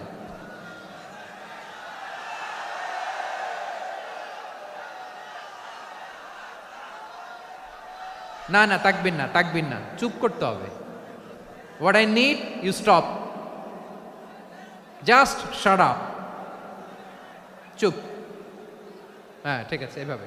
আবু মাহজুরা রাদিয়াল্লাহু তাআলা আনহু কিভাবে মুসলিম হলেন আওয়াজ করে শুনেন। হুনাইনের যুদ্ধ 8ম হিজরি, বিষ্ণু ঈসা ইসলাম হুনাইনের যুদ্ধ শেষে ফিরতেছেন। পথিমধ্যে বেলাল রাদিয়াল্লাহু তাআলা আনহু, এই যে আবার কথা, আই রে আল্লাহ রে, এখানে ধাক্কা ধাক্কি কেন? চলে যাও, পেছনে যাও, যাও পেছনে যাও। কি আজীব তামাশা! যেখানে যায় এখানে ধাক্কা ধাক্কি, মারামারি, গায়ের উপরে কাঁধের উপরে শাউটিং। অনেক গুরুত্বপূর্ণ কথা পয়েন্ট করে নিয়ে আসে যে বলবো, এই শাউট করার কারণে প্রোগ্রামটাই নষ্ট করে দেয়। আসছে আমার ভালোবাসা দেখাইতে, প্রোগ্রামটাই শেষ করে দিয়ে চলে যায়। স্টপ, আবার কথা বল, স্টপ। হুনাইনের যুদ্ধে 8ম হিজরি, কত হিজরি সবাই বলেন না একটু, কত হিজরি? 8ম হিজরিতে হুনাইনের যুদ্ধে রাসূল সাল্লাল্লাহু আলাইহি ওয়াসাল্লাম ফিরে আসতেছেন মদিনায়। পথিমধ্যে বেলাল রাদিয়াল্লাহু তাআলা আনহু আজান দিচ্ছেন। কি দিচ্ছেন? তো পাশে ছিল মুশরিকদের একটা পল্লী, কিছু মুশরিক তরুণ, কিছু অমুসলিম কিশোর, তারা আজানকে ব্যঙ্গ করতেছে। আমাদের বাংলায় মুখ ভেঙ্গানো বলে আর কি। বেলাল রাদিয়াল্লাহু তাআলা আনহু আজান দিচ্ছেন, ওই বাচ্চাগুলো মুশরিক, তো ওরা আজানকে ব্যঙ্গ করতেছে, বিকৃতি করে ওরাও আজান দিচ্ছে। উদ্দেশ্য হচ্ছে আজানকে নিয়ে ঠাট্টা করা। উদ্দেশ্য কি? ঠাট্টা করা। ব্যাপারটা মনে কষ্ট পাওয়ার মতো ব্যাপার না? কিন্তু বিশ্বনবী ওইখানে দেখেন কি খুঁজলেন। বিশ্বনবী খেয়াল করলেন অমুসলিম কিশোরদের মধ্য থেকে একটা কিশোরের গলাটা বড় দরাজ গলা, কণ্ঠটা বড় সুন্দর। খেয়াল করে দেখলেন যে কিছু কিশোর বেলালের আজানকে ব্যঙ্গ করে, বিকৃতি করে, কিন্তু একজনের কণ্ঠ দেখতে পাচ্ছেন না এত দূরে, কিন্তু কণ্ঠটা বড় সুন্দর, দরাজ গলা। বিশ্বনবী সাহাবীদেরকে বললেন, ধরো এগুলারে, ধরো। সবগুলারে ধরে বিশ্বনবীর সামনে আনা হলো। ওরা হাঁটু গেড়ে বসলো। বিশ্বনবী বললেন, তোমাদের মধ্যে কে যেন ব্যঙ্গ করে আজান দিচ্ছিল, তার গলাটা বড় উঁচু, গলার বেসটা বড় মজবুত, মেলোডিয়াস, সুমধুর কণ্ঠ। কে? আবু মাহজুরা বলে, আমার বন্ধুরা সবাই আমার দিকে আঙ্গুল দেখায়, আমি পড়ে গেছি বিপদে। রাসূল সাল্লাল্লাহু আলাইহি ওয়াসাল্লাম বাকি অমুসলিম তরুণদেরকে ছেড়ে দিলেন, বললেন তোমরা যাও। এবার আবু মাহজুরারে পাইছে। আবু মাহজুরার চুলের মধ্যে হাত দিলেন বিশ্বনবী, মাথায় হাত দিয়ে বললেন, এবার আজান দাও দেখি। আবু মাহজুরা বলে, আমি তো আজান দিতে জানি না, কারণ আমি তো বেলালেরটা শুইনা দিছি, আমার তো মুখস্থ নাই, আমি তো আজান দিতে জানি না। বিশ্বনবী বললেন, জানো না? তাহলে আসো আমি তোমারে শিখাই দেই। সুবহানাল্লাহ পড়েন। আবু মাহজুরা হাঁটু গেড়ে বসে, বিশ্বনবীর মোবারক হাত আবু মাহজুরার চুলের মধ্যে। বিশ্বনবী আজানের মুআল্লিম আবু মাহজুরাকে বলতেছে, ঠিক আছে তোমারে শিখাই দিচ্ছি, আমি যা যা বলবো আমার সাথে সাথে বলো, পারবা? আবু মাহজুরা বলে, পারবো। বিশ্বনবী আজান দিচ্ছেন, মাথায় হাত দিয়ে আল্লাহু আকবার, আল্লাহু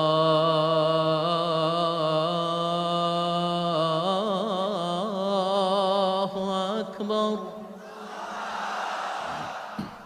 আবু মাহজুরা এই বাক্যটা পড়লেন। বিশ্বনবী দ্বিতীয় বাক্য পড়তে আরম্ভ করলেন, আল্লাহু আকবার আল্লাহু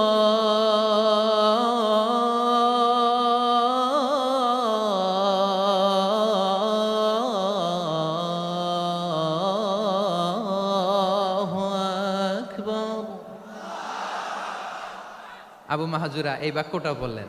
বিশ্বনবী আবু মাহাজুরার মাথার মধ্যে হাত দিয়ে তৃতীয় বাক্য বললেন,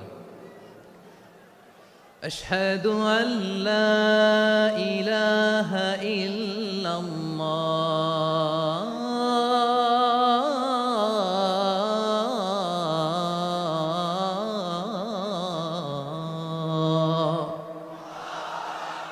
আবু মাহাজুরা তৃতীয় বাক্য পড়লেন। বিশ্বনবী একটা বাক্য পরে আবু মাহাজুরা পরে, বিশ্বনবী পরে আবু মাহাজুরা পরে। আবু মাহাজুরা কিন্তু অমুসলিম, মুশরিক।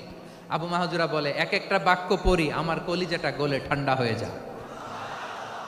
এতদিন মোহাম্মদকে গালি দিতাম, এখন মোহাম্মদ আমার মাথায় যখন হাত রাখছে আমার সারা শরীর ঠান্ডা হয়ে গেছে। বিশ্বনবী আজান শিখাচ্ছেন, একটা একটা বাক্য পড়ে আবু মাহাজুরাও পড়ে, বিশ্বনবী পড়ে আবু মাহাজুরাও পড়ে।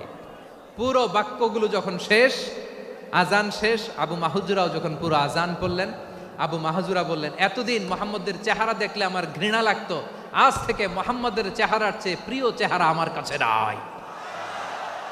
আবু মাহাজুরা বললেন, ও মুহাম্মদ, আজানের বাক্য তো আপনি আমারে শেখালেন, এখানেই শেষ করবেন না, আপনি আমারে পড়ায় দেন, লা ইলাহা ইল্লাল্লাহু মুহাম্মাদুর রাসূলুল্লাহ সাল্লাল্লাহু আলাইহি ওয়াসাল্লাম। বিশ্বনবীর সাথে দাঁড়িয়ে উনি শাহাদা পড়ে মুসলমান হয়ে গেলেন। এবার আবু মাহাজুরা বলে, ইয়া রাসূলুল্লাহ, ইয়া হাবিবাল্লাহ, আমি মুমিন হয়েছি, মুসলমান হয়েছি, আপনার কাছ থেকে আজান শিখার সৌভাগ্য আমি লাভ করেছি গো নবী।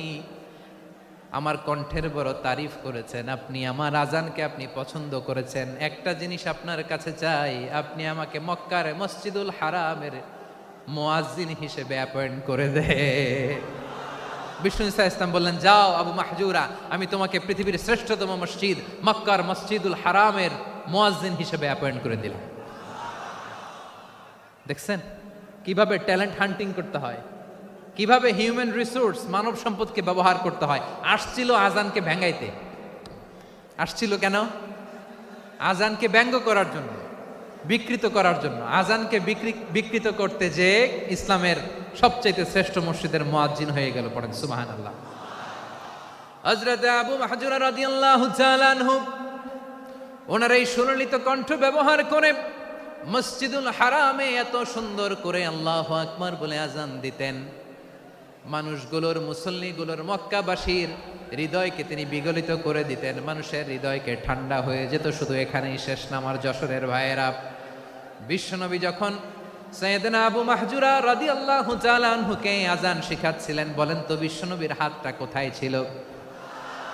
আবু মাহজুরার মাথার সামনে, এই চুলের উপরে ছিল। আবু মাহজুরা ওই স্মৃতিটাকে ধারণ করবার জন্য, ওই স্মৃতিকে বহন করার জন্য বিশ্বনবীর মোবারক হাত আবু মাহজুরার কপালের চুলের যেই জায়গায় লেগেছে, মৃত্যুর আগের দিন পর্যন্ত আবু মাহজুরা মাথার ওই চুলে কোনোদিন ছুরি আর কামার লাগায় নাই, সেখানে কেচি লাগায় নাই, চুলের মধ্যে খুর লাগায় নাই। আবু মাহজুরা ডান দিকের চুল কাটতো, বাম দিকের চুল কাটতো, পেছনের চুল কাটতো, সামনের চুল কাটতো না। আবু মাহজুরা রাদিয়াল্লাহু তাআলা আনহুর সামনের চুলগুলো বড় হতে হতে যখন এত বড় হয়ে যায়, তিনি চুলগুলো পেঁচিয়ে মাথার মধ্যে রাখতেন, তারপরে তিনি পাগড়ি পরতেন। সবাই জিজ্ঞেস করতো, আবু মাহজুরা, এটা আবার কেমন স্টাইল? দেখতে তোমারে কি বিদঘুটে লাগে, কেমন অড লাগে, কেমন খারাপ দেখা যায়। মক্কায় এমন কোনো মানুষ তো দেখি নাই, ডানে চুল কাটে, বায়ে চুল কাটে, পেছনে চুল কাটে, সামনে কাটে না। ওরে আবু মাহজুরা, কেমন দেখা যায় তোমারে, তুমি সামনের চুল কাটো না কেন? আবু মাহজুরা বলে, আমি হাঁটু গেড়ে পেয়ারা নবীর সামনে বসেছিলাম, আমার এই মাথার চুলের মধ্যে মুবারক হাত লাগিয়ে বিশ্বনবী নিজে আমাকে আজানের প্রতিটা বাক্য শিক্ষা দিয়েছেন। বিশ্বনবীর মোবারক হাত, পবিত্র হাত আমার মাথার চুলের যেই জায়গায় লেগেছে, আমি চাই ওই চুলগুলা নিয়ে আমি আমার কবরের ভিতরে যাব। সাইয়েদনা আবু মাহজুরা রাদিয়াল্লাহু তাআলা আনহু ইন্তেকালের আগের পর্যন্ত মাথার সামনের চুলগুলা কাটে নাই। মাথার সামনের চুল তিনি কাটেন নাই। সুবহানাল্লাহি বিহামদি। কেমন ভালোবাসতেন বিশ্বনবী সাহাবীদেরকে, সাহাবারা কেমন ভালোবাসতেন বিশ্বনবীকে। সামনের চুলগুলো বড় হতে হতে এত বড় ছিল, পেঁচিয়ে রেখে পাগড়ি পরতেন, কাটতেন না। নবীর হাত লেগেছিল। সুবহানাল্লাহ পড়েন। তাহলে what is the lesson, moral of the story কি? মোরাল অফ দ্য স্টোরি হচ্ছে, আসছিল আজানকে ব্যঙ্গ করার জন্য, বিকৃত করার জন্য, হয়ে গেল মসজিদুল হারামের মুয়াজ্জিন। দেখেন বিশ্বনবী একটা খারাপ সিচুয়েশনের মধ্যে থেকে কি ভালো জিনিস বের করে আনলেন। আমি যে শুরুতে বলেছি কিভাবে তিনি হিউম্যান রিসোর্সকে ডেভেলপ করেছেন, ম্যানেজ করেছেন। তিনি যে চৌকুশ ট্যালেন্ট হান্টার ছিল, দেখেন সবার মধ্যে থেকে এর বাছাই করে মুয়াজ্জিন বানাই দিয়েছেন। সুবহানাল্লাহ পড়েন। তার মানে এই না সবাইরে ধরে ধরে উনি মুয়াজ্জিন বানাইছেন। যার যেই ট্যালেন্ট আছে তাকে ওই কাজে অ্যাসাইন করেছেন। যার যেই প্রতিভা আছে তার প্রতিভাকে ইসলামের কাজে লাগিয়েছেন। সুবহানাল্লাহ পড়েন। যায়েদ বিন সাবেত রাদিয়াল্লাহু তাআলা আনহু নাম শুনেছেন? যশোর কথা বেরোয় না। যদি জিজ্ঞাসা সালমান খানের নাম শুনছেন, সবাই হাত তুলবে, জি হুজুর শুনছি, মানে সব দেখা শেষ। সালমান খান, আমির খান, অমুক খান, সব খান মুখস্থ, কিন্তু যায়েদ বিন সাবেতের নাম মুখস্থ নাই মুসলমানদের। যেই সাহাবী মাথার সামনের চুল কাটে নাই, মসজিদুল হারামের মুয়াজ্জিন বানাইছেন বিশ্বনবী, ওই সাহাবীর নাম কি? খায়া ফেলাইস, স্লোগানের সাথে খায়া ফেলাইস। আবু মাহজুরা। কি নাম? আবু মাহজুরা আল জুমাহি রাদিয়াল্লাহু তাআলা আনহু। এই নামটা আজকে নিয়ে যাইতে হবে যশোর। আবু মাহজুরা রাদিয়াল্লাহু তাআলা আনহু। 2 নম্বরে বলছিলাম যায়েদ বিন সাবেত রাদিয়াল্লাহু তাআলা আনহু। বিশ্বনবী দেখলেন মদিনার এই আনসারী সাহাবী হাইলি ট্যালেন্টেড, ইন্টেলেকচুয়াল, মেরিটোরিয়াস, জ্ঞানের প্রতি তার আকর্ষণ, মারাত্মক আকর্ষণ। বিশ্বনবী তাকে দায়িত্ব দিলেন, কোরআন যা নাজিল হয় তুমি লিখো, কাতিবুল ওয়াহি বানায় দিলেন। সুবহানাল্লাহ। যায়েদ বিন সাবেতরে আবার আজান শিখান নাই, কারণ তার মধ্যে বিশ্বনবী প্রতিভা দেখেছেন, একাডেমিক প্রতিভা। বিশ্বনবীর একাডেমিক প্রজেক্টগুলো তিনি হ্যান্ডেল করতেন। যায়েদ বিন সাবেত ছিল বিশ্বনবীর ব্যক্তিগত সচিব। কি ছিল? ব্যক্তিগত সচিব। বোঝেন নাই? বিশ্বনবীর ব্যক্তিগত সচিব এবং দোভাষী। ইহুদিরা কিছু লিখে দিলে এটার অর্থ বিশ্বনবীরে বুঝায় দিতেন, আবার ইহুদিদের কাছে কিছু লিখতে হলে তিনি লিখে দিতেন। বিশ্বনবী একদিন বললেন, ইন্নী ওয়াল্লাহি মা আমানু ইয়াহুদা আলা কিতাব। ইহুদিরা যে চিঠি পাঠায় অর্থ তো বুঝি না, আরেক ইহুদি আইনে অর্থ করা লাগে। আবার ইহুদিদের কাছে কিছু লিখে পাঠাইতে চাইলে আমরা তো লিখতে পারি না, ইহুদিরে দিয়ে লেখা লাগে। ওরা যে পয়রা শোনায় লিখে দেয়, আমি ওদের বিশ্বাস করি না। আমার নিজের একজন লোক দরকার। বিশ্বনবী এই যায়েদ বিন সাবেতকে চুজ করলেন ল্যাঙ্গুয়েজের জন্য। উনি বললেন, যায়েদ তোমার সফট স্কিলকে ডেভেলপ করতে হবে, তুমি হিব্রু ল্যাঙ্গুয়েজ শিখে ফেলো।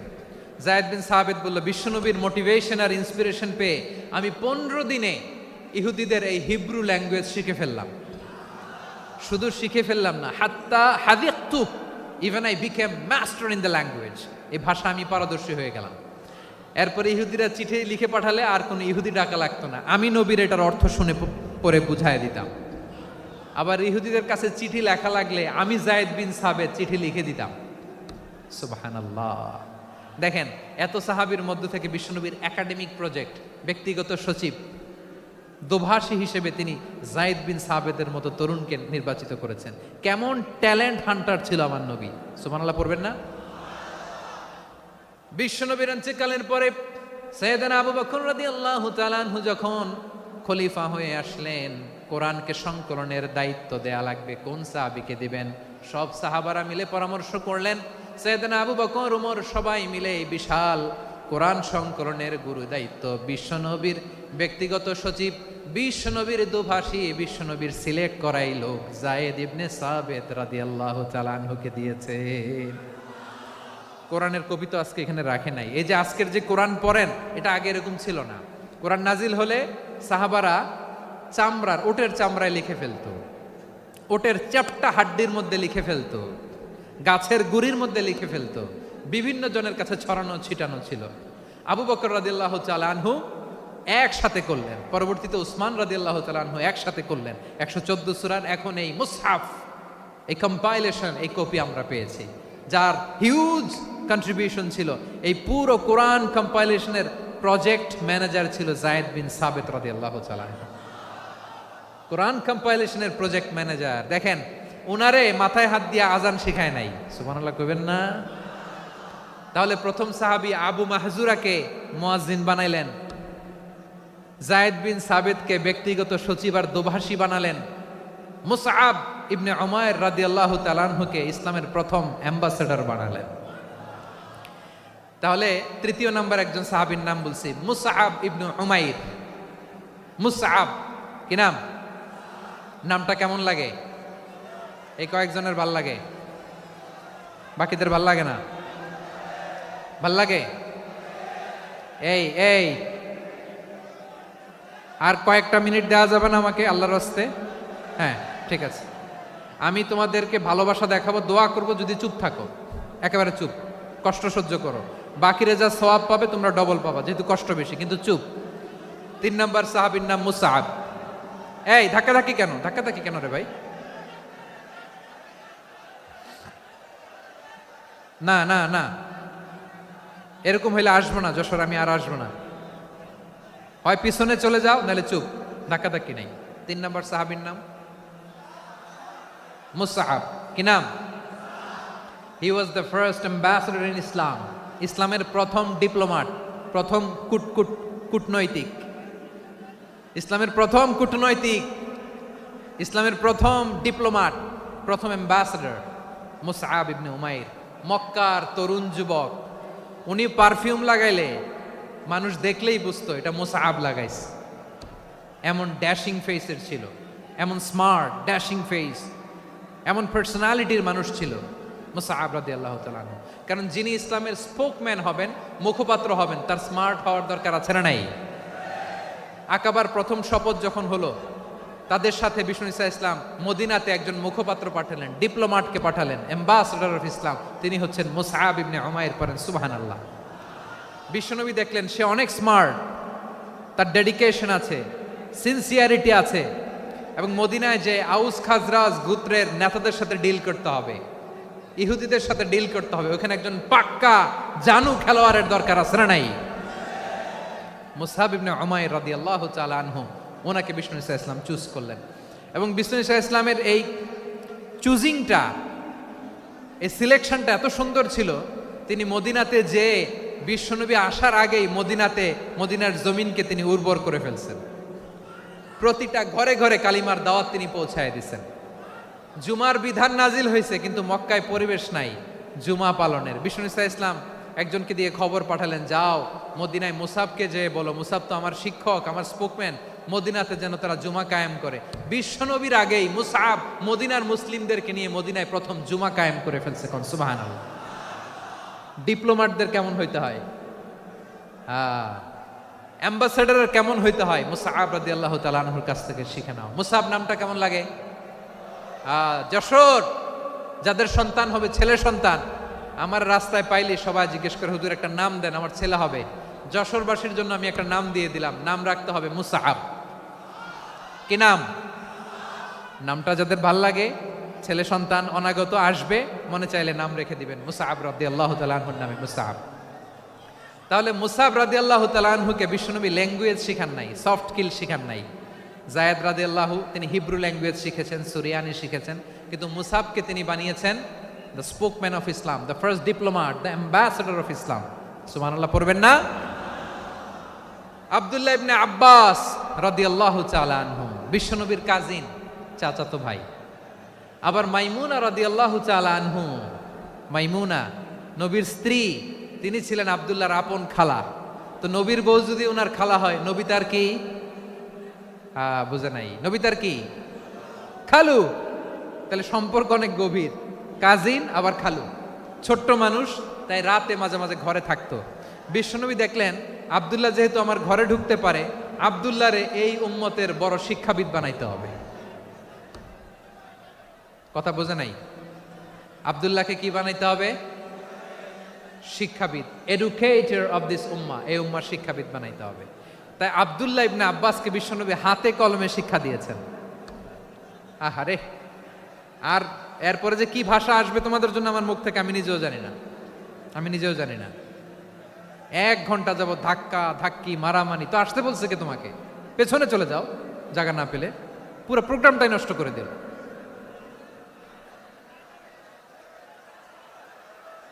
জি, আমার দিকে তাকান, আমি শেষ করে দিচ্ছি। হবে না, ইন্টেলেকচুয়াল আলোচনা এখানে হবে না, আমি বুঝতে পারছি, আমি শেষ করে দিচ্ছি। আব্দুল্লাহ ইবনে আব্বাস রাদিয়াল্লাহু তাআলা আনহু, মনোযোগ দিয়ে কয়েকটা মিনিট শুনুন, আমি এখনই শেষ করে দিচ্ছি। এরপর আওয়াজ করবে, এই যে এগুলো কি আমি বুঝলাম না। আমি বললাম না সব করা যাবে, বসে যাও, শুয়ে যাও, চলে যাও, আওয়াজ করা যাবে না। অন্যকে বসো এটাও বলার দরকার নেই, জাস্ট এদিকে তাকাও। আল্লাহ। আব্দুল্লাহ ইবনে আব্বাস রাদিয়াল্লাহু তাআলা আনহু, ওনাকে বিশ্বনবী হাতে কলমে শিক্ষা দিয়েছেন, যেহেতু উম্মতের শিক্ষাবিদ হবেন, এডুকেটর হবেন। তো বিশ্বনবী রাতে যখন তাহাজ্জুদ পড়তেন, ছোট্ট আব্দুল্লাহ ঘরে থাকতো, বুঝতে পেরেছেন? ছোট্ট মানুষ তো ঘরে থাকতো। তো বিশ্বনবী তাহাজ্জুদের জন্য একবার দাঁড়িয়েছেন, ছোট্ট আব্দুল্লাহ ওযু করে দাঁড়াইছে। আচ্ছা বলেন তো, ইমাম আর মুসল্লি মোট যদি 2 জন হয়, একজন ইমাম একজন মুসল্লি, তো মুসল্লি ইমামের কোন দিকে দাঁড়াবে? ডানে দাঁড়াবে। ছোট্ট আব্দুল্লাহ বোঝে নাই, বিশ্বনবী তাহাজ্জুদ শুরু করেছেন, উনি ইক্তেদা করছেন আর দাঁড়াইছেন বায়ে। কোথায় দাঁড়িয়েছেন? আব্দুল্লাহ বলেন, যখন আমি বায়ে দাঁড়ালাম, আখাযা রাসূলুল্লাহ সাল্লাল্লাহু আলাইহি ওয়াসাল্লাম উযুনি আল ইউমনা ইয়াফতিলুহা, বিশ্বনবী নামাজরত অবস্থায় আমার কান ধরে টেনে আমার ডান দিকে এনে দাঁড় করায় দিলেন। পড়েন সুবহানাল্লাহ। দেখেন, হাতে কলমে শিক্ষা। আর জীবনে ভুল হবে? কথা কয় না, আর ভুল হবে? আর ভুল হবে না। এভাবে বিশ্বনবীর অনেক সঙ্গ পেয়েছেন, সফর করেছেন, একই বাহনে বসেছেন, এক বাহনে বসে লম্বা নাসিহত করেছেন, বলেছেন, ইয়া গোলাম ইহফাজিল্লাহ ইয়াহফাজকা, ইহফাজিল্লাহ তাজিদহু তুজাহাক, ইযা সাআলতা ফাসআলিল্লাহ ওয়া ইযা ইসতাআনতা ফাসতাইন বিল্লাহ। আল্লাহর বিধান মানো, আল্লাহর বিধান রক্ষা করো, আল্লাহ তোমায় রক্ষা করবে। আব্দুল্লাহ, চাইতে হলে আল্লাহর কাছে চাও, সাহায্য চাইতে হলে আল্লাহর কাছে সাহায্য চাও। মনে রেখো, গোটা বিশ্বের সবাই যদি তোমার সাহায্য করতে চায়, ততটুকুই করতে পারবে যতটুকু আল্লাহ তোমার নসিবে রেখেছে। গোটা বিশ্ব যদি তোমার বিরুদ্ধে ষড়যন্ত্রে দাঁড়িয়ে যায়, ক্ষতি ততটুকু করতে পারবে যতটুকু তোমার জন্য বরাদ্দ আছে, এর বাইরে কিছু করতে পারবে না। আওয়াজ করে বলেন ঠিক কিনা? এভাবে হাতে কলমে শিখিয়েছেন, বিশ্বনবীর সঙ্গ পেয়েছেন। ওনাকে বিষ্ণু ইসলাম শিক্ষাবিদ, এডুকেটর অফ দিস উম্মাহ হিসেবে সিলেক্ট করেছেন, হাতে কলমে শিখিয়েছেন। বিশ্বনবী একবার প্রকৃতির ডাকে সাড়া দিয়ে এসেছেন। এখন কি করতে হবে? নামাজের জন্য অজু করতে হবে। বিশ্বনবী এসেই দেখেন অজুর বদনায় পানি ভরা, খুশি হয়ে গেলেন, বললেন, কে রেখেছে পানি? একজন বলল, আব্দুল্লাহ রেখেছে। বিশ্বনবী অত্যন্ত খুশি হলেন, খুশি হয়ে একটা দোয়া করলেন, বললেন, আল্লাহুম্মা ফাক্কিহু ফিদ্দীন ওয়া আল্লিমহু তা'ওয়ীল। আল্লাহ, তুমি আব্দুল্লাহকে দ্বীনের বুঝ দিও আর কোরআনের তাফসির শিক্ষা দিও। বিশ্বনবীর এই দোয়া এমন লাগছে, উনি রাইসুল মুফাসসিরিন, এই পৃথিবীতে যত মুফাসসির ছিল, যত মুফাসসির আসবে, সকল মুফাসসিরের সম্রাট হিসেবে স্বীকৃত হয়েছেন আব্দুল্লাহ ইবনে আব্বাস। বিশ্বনবী ওনারে আজান শিখান নাই, বিশ্বনবী ওনারে ল্যাঙ্গুয়েজ শিখান নাই, বিশ্বনবী ওনারে অ্যাম্বাসেডর বানান নাই, হাতে কলমে শিক্ষা দিয়েছেন। ছোট্ট মানুষ, বিশ্বনবী ইন্তেকাল করলেন, আবু বকরের সময় গেল, ওমরে ফারুকের খেলাফত, তখনও তিনি তরুণ। ওমরে ফারুক রাদিয়াল্লাহু তাআলা আনহু ওনার ক্যাবিনেট মিনিস্ট্রির বৈঠকে এই আব্দুল্লাহ ইবনে আব্বাসকে পাশ দিয়ে বসায় রাখতেন। বয়স্ক সাহাবারা এটা পছন্দ করতো না, তারা বলতো, ঘটনা কি? আব্দুল্লাহর মতো ছেলে নাতি আমাদের আছে, এরা কেন রাখে ওমরে ফারুক? ওমরে ফারুক এটা টের পেলেন, তিনি বুঝতে পারলেন যে ক্যাবিনেট মেম্বাররা এটা পছন্দ করে না, ছোট্ট আব্দুল্লাহরা কেন রাখি, কেন যে রাখি, এটা একদিন বুঝাবো। একদিন মিটিংয়ে তিনি সবাইকে বললেন, ইদা জাআ নাসরুল্লাহি ওয়াল ফাতহ। এই আয়াত দ্বারা উদ্দেশ্য কি বলেন তো মুরব্বী সাহাবীরা? এক সাহাবী বলেন, এই সূরা দ্বারা উদ্দেশ্য, আল্লাহ বলেছেন আমাদেরকে বিভিন্ন ল্যান্ড, বিভিন্ন এলাকা বিজয় করতে হবে। ওমরে ফারুক বললেন, না, হয়নি। আরেকজন বললেন, বিজয় হওয়ার পর আমাদের বেশি বেশি আল্লাহর বরত্বের ঘোষণা দিতে হবে, এটা উদ্দেশ্য। ওমরে ফারুক বললেন, না, হয় নাই। যারে জিজ্ঞেস করেন কেউ পারে না। সব শেষে বিশ্বনবী ছোট্ট আব্দুল্লাহরে বলেন, আব্দুল্লাহ, ইদা জাআ নাসরুল্লাহি ওয়াল ফাতহ, এর দ্বারা উদ্দেশ্য কি বলতো? ছোট্ট আব্দুল্লাহ বলেন, হুয়া আজালু রাসূলিল্লাহ। এই আয়াত দ্বারা বিশ্বনবীর বিদায়কে উদ্দেশ্য নেওয়া হয়েছে। ওমরে ফারুক বললেন, হাযা হুয়া, এটাই তো সঠিক উত্তর, এটাই সঠিক তাফসীর এই আয়াতের। কারণ ইদা জাআ নাসরুল্লাহি ওয়াল ফাতহ, যখন আল্লাহর সাহায্য আর বিজয় আসবে, ওয়া রাআইতান নাসা ইয়াদখুলুনা ফি দীনিল্লাহি আফওয়াজা, আপনি দেখবেন দলে দলে ঢলে ঢলে বানের পানির মতো মানুষ ইসলামের দিকে ঢুকতেছে, ইসলামের বিজয় হয়েছে। তো ইসলামের বিজয়ের মিশন নিয়ে নবী আসছে, বিজয়ী যখন হয়ে গেছে এখন তো নবীর বিদায় হবে। জোরে বলেন ঠিক কিনা? কোন সাহাবী এই সূক্ষ্ম কথাটা ধরতে পারে নাই, ওই আব্দুল্লাহ ছাড়া। আব্দুল্লাহ যখন উত্তর দিছে, সব সাহাবীদের টনক নড়েছে। এরপর থেকে কোনো ক্যাবিনেট মিটিং এ আর কোনো সাহাবারা কোনো প্রশ্ন করে নাই, আওয়াজ করে পড়েন সুবহানাল্লাহ। বিশ্বনবী আব্দুল্লাহ ইবনে আব্বাসকে দ্য এডুকেটর অফ দ্য উম্মাহ, উম্মার শিক্ষাবিদ হিসেবে গ্রহণ করেছেন। আওয়াজ করে পড়তে হবে আল্লাহু আকবার। সাহাবীদের নামগুলো মনে থাকবে? 1 নম্বরে আবু মাহজুরা, মুয়াজ্জিন বানাইছেন। যায়েদ ইবনে সাবিত, দোভাষী, ট্রান্সলেটর অফ প্রফেট, এবং তিনি ছিলেন বিশ্বনবীর ব্যক্তিগত সচিব। Musab ibn Umair, the first ambassador and diplomat of Islam. Abdullah ibn Abbas, এই উম্মার সবচেয়ে বড় এডুকেটর, শিক্ষাবিদ। আরেকজন ছিল আব্দুল্লাহ ইবনে মাসউদ রাদিয়াল্লাহু তাআলা। 2 আব্দুল্লাহ, আব্বাস গেল, আরেকজন হচ্ছে মাসউদ। মক্কার তরুণ, ছাগল পালতো মুশরিকের বিশ্বনবী আর আবু বকর রাদিয়াল্লাহু তাআলা আনহু একবার গেলেন, যে দেখে এই তরুণ দাঁড়ায় আছে। বিশ্বনবী বলেন, আমি খুব ক্ষুধার্ত, তোমার কাছে কি দুধ আছে ছাগলের? আব্দুল্লাহ আছে, ওয়ালাকিন আনা মুতামান, কিন্তু যে দুধ আছে এটা আমানতের, আমি দিতে পারবো না। বিশ্বনবী এইটা শুনেই তারা টার্গেট করে ফেলছে। আনা মুতামান, দুধ আছে কিন্তু এটা আমার মালিকের, আমি তো দরদ দেখাই, আমার মালিকের দুধ আপনি পথিক, আপনারে দিতে পারি না। বিশ্বনবী টার্গেট করে ফেলছেন, এরে আমার কাজে লাগাইতে হবে। বিশ্বনবী বললেন, আচ্ছা ঠিক আছে, দুধ দিও না, কিন্তু এমন ছাগি আছে কিনা যেই ছাগির সাথে কোনো ছাগলের মিলন হয় নাই, তার ওলানে দুধও আসে নাই, বাচ্চাও নাই, এরকম ছাগির থেকে যদি আমি দুধ খাই তাহলে তো সমস্যা নাই। বলতেছে, এরকম ছাগির থেকে দুধ খাইলে সমস্যা নাই, কারণ এরকম ছাগির ওলান থেকে দুধ আসবেও না। বলতেছে, ঠিক আছে, এরকম একটা ছাগি নিয়ে আসা হলো। বিশ্বনবী বিসমিল্লাহ বলে ওই ছাগির ওলানে হাত দিলেন। হাত দিতে দেরি, পুরো ওলানটা দুধে ভরে যেতে দেরি হয় না। বিশ্বনবী আর আবু বকর রাদিয়াল্লাহু তাআলা আনহু দহন করে পেট ভরে খেলেন। এই দৃশ্য আব্দুল্লাহ ইবনে মাসউদের হৃদয়ে দাগ কাটলো। এই মুজিজা দেখে তিনি বললেন, আশহাদু আল্লা ইলাহা ইল্লাল্লাহ ওয়া আশহাদু আন্না মুহাম্মাদুর রাসূলুল্লাহ। তিনি ষষ্ঠ মুসলিম ছিলেন, 6 নম্বর মুসলমান। ওনাকে টার্গেট করে বিশ্বনবী দেখলেন এমন ইন্টেলেকচুয়াল ব্রেন, উনি সূক্ষ্ম সূক্ষ্ম জিনিস বুঝে বেশি, ফিকহি জ্ঞান ওনার মধ্যে বেশি। বিশ্বনবী ওনাকে কোরআনের জ্ঞান শিক্ষা দিতে লাগলেন। উনি বিশ্বনবী সবার কাছে কোরআন শোনায়, কিন্তু বিশ্বনবী নিজে আব্দুল্লাহ ইবনে মাসউদের কাছ থেকে কোরআন শুনতো। বিশ্বনবী একবার বললেন, ইকরা আলাইয়া ইয়া মাসউদ। ইবনে মাসউদ, একবার শোনাও তো কোরআন দেখি। আব্দুল্লাহ ইবনে মাসউদ বলে, আকরাউ আলাইকা ওয়া আলাইকা উনজিল। নবী, আপনার উপর কোরআন নাজিল হয় আর আমি আপনার সামনে কোরআন পড়ব। বিশ্বনবী বললেন, ইন্নী উহিব্বু আন আসমাআহু মিন গায়রি। আমি নিজে পড়তে যেমনি ভালোবাসি, অন্যে পড়ুক আমি শুনবো, এটাও আমি ভালোবাসি। সূরা নিসা তিনি তেলাওয়াত করে শুনিয়েছেন। এমন সূক্ষ্ম সূক্ষ্ম বিষয় বিশ্বনবী ওনাকে ধরিয়ে দিয়েছেন। উনি হয়ে গিয়েছেন, আব্দুল্লাহ ইবনে আব্বাস হয়েছেন রাইসুল মুফাসসিরিন, উনি হয়ে গিয়েছেন ফাকিহুল উম্মাহ। ওনার চাইতে বড় ফকিহ এই পৃথিবী আর দেখবে না। চিল্লায় বলেন সুবহানাল্লাহ। উনি বলতেন, ওয়াল্লাহি ওয়াল্লাহি ইল্লাযী লা ইলাহা গায়রু মা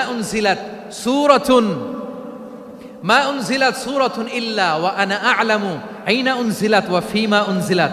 বিশ্বনবী এমন ভাবে কোরআনের দার্স আমাকে দিয়েছেন, কোরআনে যত সূরা নাজিল হয়েছে, যেখানে নাজিল হোক না কেন আমি জানি এটা কোথায় নাজিল হয়েছে এবং কোন প্রেক্ষাপটে নাজিল হয়েছে। এমন একটা সূরা নাই যে সূরার কোথায় নাজিল হয়েছে আমি মাসুদের জানা নাই, কোন প্রেক্ষাপটে নাজিল হয়েছে আমার জানা নাই। এরকম ঘটবে না। চিল্লায় বলেন আল্লাহু আকবার। এই আব্দুল্লাহ ইবনে মাসউদ রাদিয়াল্লাহু তাআলা আনহু ওমর ফারুকের সময় কুফার চিফ জাস্টিস ছিলেন।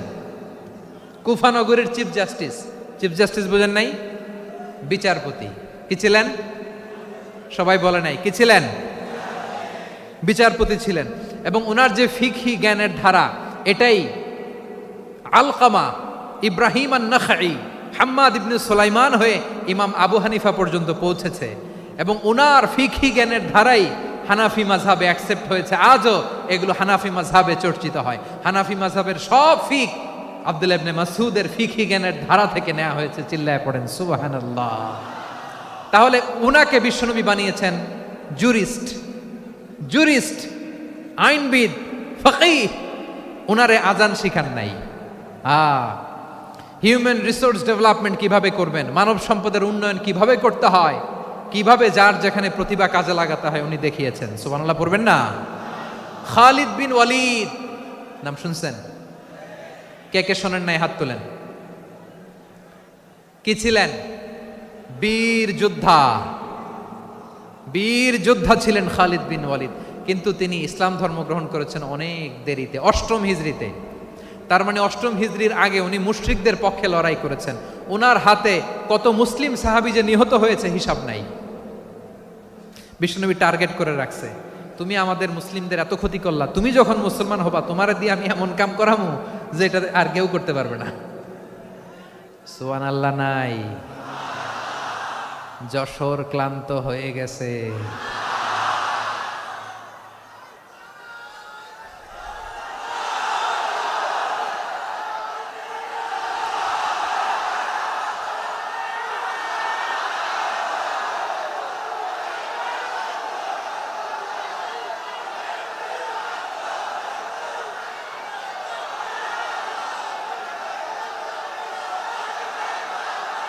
মাশাআল্লাহ, বসুন বসুন বসুন। খালিদ বিন ওয়ালিদ রাদিয়াল্লাহু তাআলা আনহু 8ম হিজরিতে মুসলিম হয়েছেন, মক্কা বিজয়ের আগে। তো মক্কা বিজয়ের আগে যখন মুসলিম হয়েছেন, এর আগে কি করছেন?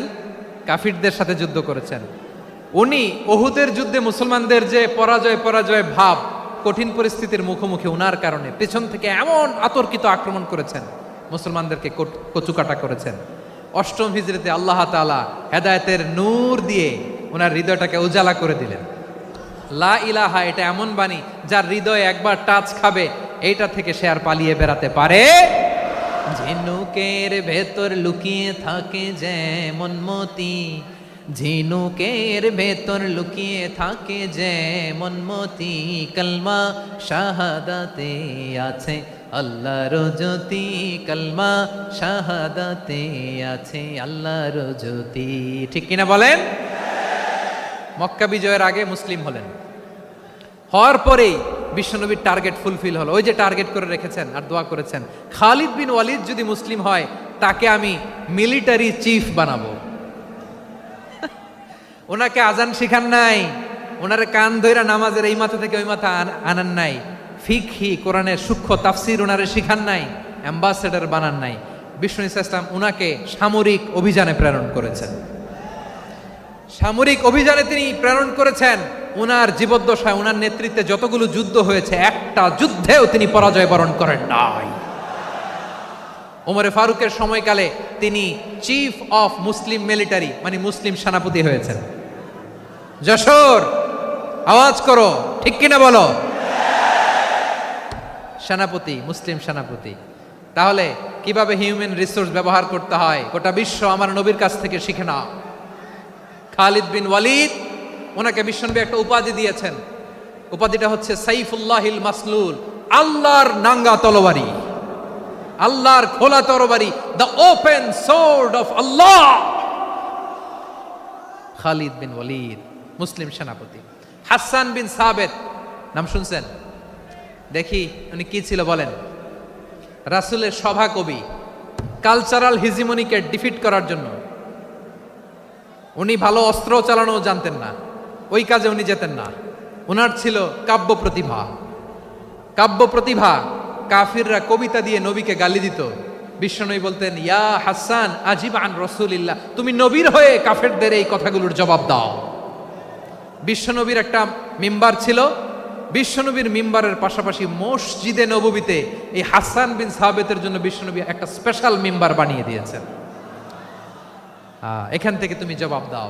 এবং বিশ্বনবী বলেছেন, আল্লাহুম্মা আইয়িদহু বিরূহিল কুদুস। আল্লাহ, হাসান আমার পক্ষে জবাব দেয়, তুমি জিব্রাইল মারফত তাকে সাহায্য পাঠাইয়া দিও। রাসূল সাল্লাল্লাহু আলাইহি ওয়াসাল্লামের সভা কবি, the poet of the prophet, নবীর কবি। উনি কবিতা দিয়ে এমন উচ্চাঙ্গের ভাষায় কবিতা দিয়ে তিনি জবাব দিতেন, কাফিরদের গা শিহরে যেত, তাদের হৃদয়ে আগুন ধরে যেত।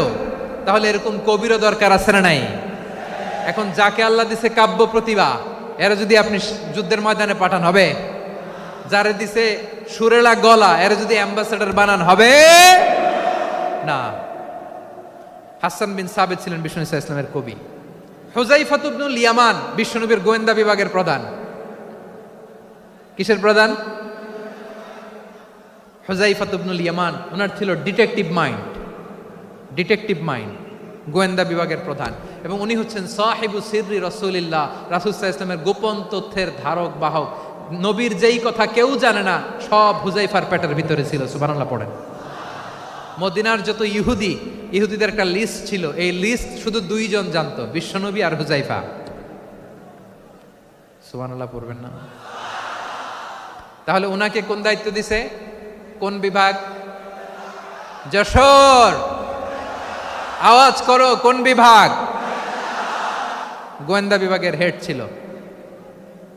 খন্দকের যুদ্ধে প্রচন্ড আজকের মতো শৈত্য প্রবাহ, মাটি খনন করতে করতে সাহাবীদের পেটে ক্ষুধা নাই, দাঁড়াইতে পারে না নামাজের জন্য, এত ক্লান্ত, ক্লান্ত শ্রান্ত। বিশ্বনবী বললেন, কে আছো? এই কঠিন শীত, এই ভয় আর ক্ষুধার মধ্যেও খন্দকের পরীক্ষার টপকে শত্রু শিবিরে যে আমাকে তথ্য দিবা, কে আছো? কারো গায়ে শক্তিই নাই যে দাঁড়াবে, কেউ দাঁড়ায় না। বিশ্বনবী তখন নিজে হুযায়ফাকে ডাক দিলেন, হুযায়ফা, যে আমাকে আজকে শত্রু শিবিরের তথ্য এনে দিবে, সে জান্নাতে আমার মোরাফাকা, আমার সঙ্গী হবে। হুযায়ফা রাদিয়াল্লাহু ইবনুল ইয়ামান জীবনের ঝুঁকি নিয়ে এই ক্ষুধা, শৈত্য প্রবাহ, কোল্ড ওয়েভসকে উপেক্ষা করে পরীক্ষা টপকে শত্রু শিবিরে যে সবার কথাগুলো চুপে চুপে শুনে বিশ্বনবীর দরবারে এসে গোয়েন্দাদের মতো তথ্য সরবরাহ করেছে। বিশ্বনবীর গোয়েন্দা বিভাগের প্রধান হুযায়ফা ইবনুল ইয়ামান ইন্টেলিজেন্স বিভাগ চালাতেন। মুনাফিকদের নাম ওনার কাছে ছিল। মুআয ইবনে জাবাল মদিনা রাষ্ট্রের সবচেয়ে সিনিয়র আমলা ছিলেন। আমলাতন্ত্র চিনেন তো? প্রশাসনিক কাজ যারা চালায়, অ্যাডমিনিস্ট্রেশন বুঝেন না? The department of administration. মদিনার রাষ্ট্রের সিনিয়র আমলা মুআয ইবনে জাবাল মুতাখাসসিসুন ফিল হালালি ওয়াল হারাম, হালাল হারামের স্পেশালিস্ট ছিলেন। বিশ্বনবী উনাকে ইয়ামানের গভর্নর করে পাঠাইছেন। বলেছেন, ইন্নাকা তা'তি কওমান আহলা কিতাব, এমন গোষ্ঠীর কাছে যাবা এরা ইহুদি নাসারা, আগে শাহাদা পড়লে এরপরে নামাজের দাওয়াত দিও, নামাজ পড়লে যাকাতের দাওয়াত দিও। গভর্নরের অ্যাটিটিউড যেমন থাকে তেমন অ্যাটিটিউড ধরে রেখো। সুবহানাল্লাহ পড়েন। তাহলে মুআয ইবনে জাবালকে দিয়ে বিশ্বনবী কবিতা লেখায় নাই, চিঠি লেখায় নাই, আজান দেওয়ায় নাই। সুবহানাল্লাহ পড়বেন না? সব শেষ সাহাবী বলি আবু হুরায়রা রাদিয়াল্লাহু তাআলা আনহু। নাম শুনছেন? বিড়ালের বাবা। কি করতেন? খালি হাদিস মুখস্থ করতেন। উনি বলতেন, আলজামু রাসূলুল্লাহ আলা মিল ইবাতনি, আমার শুধু পেটের ক্ষুধার বন্দোবস্ত হইলে আমি নবীর সঙ্গ ছাড়তাম না। আমার আনসার সাহাবারা ক্ষেত খামারের কাজ করতো, আমার মুহাজির সাহাবারা ব্যবসা করতো, আর আমি নবীর সাথে সাথে থাকতাম। শুধু সকাল বিকাল দুই বেলা যদি আমার খাবারের বন্দোবস্ত হয়, আমি আর নবীর লক ছাড়ি না। সুবহানাল্লাহ কইবেন না? 5374টা হাদিস তিনি বর্ণনা করেছেন। সবচেয়ে বেশি হাদিস বর্ণনাকারী সাহাবী। হাদিস প্রিজার্ভেশনের কাজে বিশ্বনবী ওনাকে কাজে লাগিয়েছেন। উনি একদিন বলেন, ইয়া রাসূলুল্লাহ আসমাউ মিনকা কাসীরান ফালা আহফাজু, নবী অনেক কথা শুনি আমার মনে থাকে না। বিষ্ণু বললেন, তাই? উবসুত রিদাক, তোমার চাদরটা বিছাও। আবু হুরায়রা বিছালেন, বিশ্বনবী হাত বুলায় দিলেন, এরপরে অনেক হাদিস বর্ণনা করলেন। আবু হুরায়রা বলে, তারপর থেকে বিশ্বনবী যাই বর্ণনা করে আমি শুনি আর একটাও বলি না। এখন সুবহানাল্লাহ। বিশ্বনবী ওনাকে হাদিস প্রিজার্ভেশন, নবীর এই যে লক্ষ্য হাদিস প্রিজার্ভেশনের এই দায়িত্ব দিয়েছেন সাইয়েদনা আবু হুরায়রা রাদিয়াল্লাহু তাআলা আনহুকে। প্রিয় ভাইরা, তাহলে 10 জন সাহাবীর কথা যে বললাম, আপনারা কি খেয়াল করেছেন কত বড় ট্যালেন্ট হান্টার, চৌকস ট্যালেন্ট হান্টার ছিল আমার নবী। এক একজনের এক এক ট্যালেন্ট, এক এক কাজে অ্যাসাইন করেছেন, এক একজনকে এক এক দায়িত্ব দিয়েছেন, এক একজনের প্রতিভাকে এক একভাবে বিকশিত হওয়ার সুযোগ দিয়েছেন। আওয়াজ করে বলেন ঠিক কি না? এখন আমার পর্দার আড়ালে আমার মায়েরা বলবে, এতগুলো পুরুষ সাহাবীর কথা বললো, নারী সাহাবীরা কি কিছু করে নাই? হ্যাঁ, একজন নারী সাহাবীর কথা বলে মোনাজাত হবে, দোয়া ছাড়া কেউ যাব না। রুফাইদা আল আসলামিয়া রাদিয়াল্লাহু তাআলা আনহা, ওনার বাবার নাম সাআদ আল আসলামি। বিশ্বনবী কি খেয়াল করলেন দেখেন, সাআদ ছিল মদিনার বড় ডাক্তার। এই নারী সাহাবী রুফাইদা বাবার কাছ থেকে চিকিৎসা বিদ্যা শিখেছেন। যখন শিখছে বিশ্বনবী দেখলেন আমার তো প্রতি সপ্তাহে সপ্তাহে যুদ্ধে আহত সাহাবীদের সেবা দিবে কে? বিশ্বনবী রুফাইদাকে বললেন, রুফাইদা তুমি মসজিদে নববীর পাশে একটা মেডিকেল ক্যাম্প করো। এই যে সাকিনা আদ্দিন মেডিকেলের আমার ছাত্রী বন্ধুরা শুনে রাখো, তোমাদের আইকন হচ্ছে রুফাইদা আল আসলামিয়া। বিশ্বনবীর ডিরেকশন অনুযায়ী তিনি মসজিদে নববীর পাশে একটা মেডিকেল ক্যাম্প করলেন এবং আহত সাহাবাদের চিকিৎসা উনি ওনার টিম নিয়ে দিতেন। বিশ্বনবীর পরামর্শে উনি আনসারি এবং মুহাজির মহিলা সাহাবীদেরকে নিয়ে একটা স্পেশাল মেডিকেল টিম গঠন করলেন। খায়বার যুদ্ধে 7ম হিজরিতে যখন বিশ্বনবী যায়, উনি ওনার টিম নিয়ে আসলেন, বললেন ইয়া রাসূলুল্লাহ, আমরা তো তলোয়ার চালাতে পারি না, আমরা তো তীর মারতে পারি না, আপনি যদি অনুমতি দেন খায়বার অভিযানে আমি আমার টিম নিয়ে মেডিকেল টিমের সেবাটা সার্ভিসটা দিতে চাই। পড়েন সুবহানাল্লাহ। বিশ্বনবী অনুমতি দিলেন, যোদ্ধা সাহাবীদের সাথে রুফাইদা আল আসলামিয়া উনিও মেডিকেল টিম নিয়ে অগ্রসর হলেন। খায়বারের প্রতিটা আহত ইনজুর্ড সাহাবী যারা ইনজুরির শিকার হয়েছেন সবাই রুফাইদা আল আসলামিয়ার এই মেডিকেল ক্যাম্প থেকে চিকিৎসা সহায়তা পেয়েছেন। সুবহানাল্লাহ পড়েন। দেখেন কিভাবে বিশ্বনবী ট্যালেন্ট বাছাই করতেন। আপনি অবাক হবেন, বাহরাইনের মেডিকেল ইউনিভার্সিটিতে রুফাইদা আল আসলামিয়া মেডিকেল প্রাইজ অ্যাওয়ার্ড প্রতি বছর দেয়া হয়। যদি 8 দিনের এই মেডিকেল আমার বোনেরা যদি জেনে থাকো জানো, না হলে নতুন করে জানো, সার্চ দিও রুফাইদা আল আসলামিয়া মেডিকেল অ্যাওয়ার্ড বাহরাইনের ইউনিভার্সিটিতে দেওয়া হয়। প্রিয় ভাইয়েরা, তাহলে আলোচনার সামারি আমরা করি। বিশ্বনবী যার যেখানে ট্যালেন্ট তাকে ওইখানে কাজে লাগাতেন। আওয়াজ করে বলেন ঠিক কিনা? এবার একটা ইন্টারভিউ হবে, আওয়াজ করে বলেন আবু মাহজুরাকে বিশ্বনবী কি বানাইছেন? হ্যাঁ, ভুলে গেছেন? সামনের চুলে হাত দিয়ে বিশ্বনবী কি সুন্দর গলায় আজান শিখালেন। মুয়াজ্জিন যায়েদ বিন সাবিতকে একাডেমিক প্রজেক্টের দায়িত্ব দিয়েছেন, তিনি ছিলেন বিশ্বনবীর দোভাষী ব্যক্তিগত সচিব। Musab ibn Umair the first ambassador of Islam. Abdullah ibn Abbas উম্মার বড় শিক্ষাবিদ মুফাসসির। আব্দুল্লাহ ইবনে মাসউদ ছিলেন জুরিস্ট। কি ছিলেন? জুরিস্ট ছিলেন, এই উম্মার সবচেয়ে বড় জুরিস্ট। খালিদ বিন ওয়ালিদ সেনাপ্রধান। হাসান বিন সাবিত ছিলেন বিশ্বনবীর সভাকবি। কি ছিলেন? বিশ্বনবীর সভাকবি ছিলেন। এরপরে হুযায়ফা ইবনুল ইয়ামান কি ছিলেন? গোয়েন্দা বিভাগের প্রধান। মুআয ইবনে জাবাল কি ছিলেন? সিনিয়র আমলা, ইয়ামানের গভর্নর। আবু হুরায়রা রাদিয়াল্লাহু তাআলা আনহু হাদিস প্রিজার্ভেশনের কাজ করেছেন। আর আমাদের রুফাইদা আল আসলামিয়া রাদিয়াল্লাহু তাআলা আনহা কি ছিলেন? নার্স ছিলেন, নার্স হয়ে মেডিকেল সেবা দিয়েছেন। প্রিয় ভাইয়েরা, পুরো আলোচনার যদি সামারি করি তাহলে বিশ্বনবী যেভাবে হিউম্যান রিসোর্সকে ম্যানেজ করেছেন, যার যেখানে প্রতিভা কাজে লাগিয়েছেন, আমরাও যদি করি আমাদের বাংলাদেশের চিত্র আমরা পাল্টে যেতে পারবো। আমরা শুরুতে শুনেছি মানুষের আছে অসীম সম্ভাবনা, প্রতিটা মানুষ অনন্য, যত্ন নিলে যথাযথ পরিচর্যা করলে মানুষ বিশ্ব জয় করতে পারে। ঠিক কিনা? আমাদের হাফেজে কোরআনের সামনে দাঁড়াতে পারে এমন কোনো হাফেজে কোরআন আল্লাহর জমিনে জন্ম হয় নাই। গোটা বিশ্ব কাঁপিয়ে তারা সেরা, আমাদের ক্রিকেটাররা সেরা, আমাদের তৈরি পোশাক শিল্প সেরা। এরকম অনেক অনেক সেরা জিনিস আছে, আমরা এগুলোরে নার্চারিং করতে পারি নাই, পরিচর্যা করতে পারি নাই, সঠিক তারবিয়াতের অভাব। তাহলে মানুষের অসীম সম্ভাবনাকে কাজে লাগাতে হবে। ঠিক কিনা বলেন? ইউনুস গভর্নমেন্টকে আমি বলবো, অল্প সময়ের জন্য আপনারা এসেছেন, সংস্কারও করতে হবে, আবার নির্বাচনও করতে হবে। সব সংস্কার হয়তো করতে পারবেন না, যতটুকু পারবেন এর মধ্যে আমাদের যে হিউজ ম্যান পাওয়ার, আমাদের যে মানব সম্পদ, হিউম্যান রিসোর্স, এটাকে ডেভেলপ করে আপনাদের যেতে হবে। যেটা পারবেন না সেটাকে পরবর্তী নির্বাচিত গভর্নমেন্টের কাছে রেখে যেতে হবে, যে তারা যেন করে, তাদের কাছে আপনারা এটা রেখে যাবেন। তাহলে মানুষ চাইলে বিশ্ব জয় করতে পারে। আর মানুষকে হারাতে পারে কেউ? জোরে বলো যশোর, মানুষকে হারাতে পারে কেউ? আল্লাহ আমাদেরকে জনসংখ্যা দিয়েছেন। প্রিয় ভাইয়েরা, এই জনসংখ্যা অনেক বড় সম্পদ, এটা আমাদের জন্য অভিশাপ নয়, আশীর্বাদ। আমাদের জনসংখ্যাকে যদি আমরা জনশক্তিতে রূপান্তর করতে পারি, আজকে বাংলাদেশ যে অবস্থানে দাঁড়িয়ে আছে, বাংলাদেশ তার 20 গুণ উন্নতির শিখরে চলে যাবে। চিল্লায় বলো ঠিক কিনা? আমাদের শ্রমিক ভাইয়েরা বাইরে কাজ করে, আমাদের শ্রমজীবী ভাইয়েরা, প্রবাসীরা, তাদের ব্যাপারে গুরুত্ব দিতে হবে। আমাদের শ্রমের দাম সবচেয়ে কম, সবচেয়ে কম। তারা এম্বাসিতে গুরুত্ব পায় না, এয়ারপোর্টে গুরুত্ব পায় না। এই সরকার অবশ্য তাদেরকে অনেক গুরুত্ব দিচ্ছে। আমাদের অদক্ষ শ্রমিককে যখন আমরা দুবাই পাঠাই, অল্প বেতন পায়, কিন্তু ইন্ডিয়ানরা দক্ষ শ্রমিক পাঠাইলে তার 3 গুণ বেতন পায়। আমরা আমাদের শ্রমিকদেরকে অদক্ষভাবে আর পাঠাতে চাই না, দক্ষ শ্রমিক পাঠিয়ে আমরা রেমিটেন্সের বন্যা বইয়ে দেব।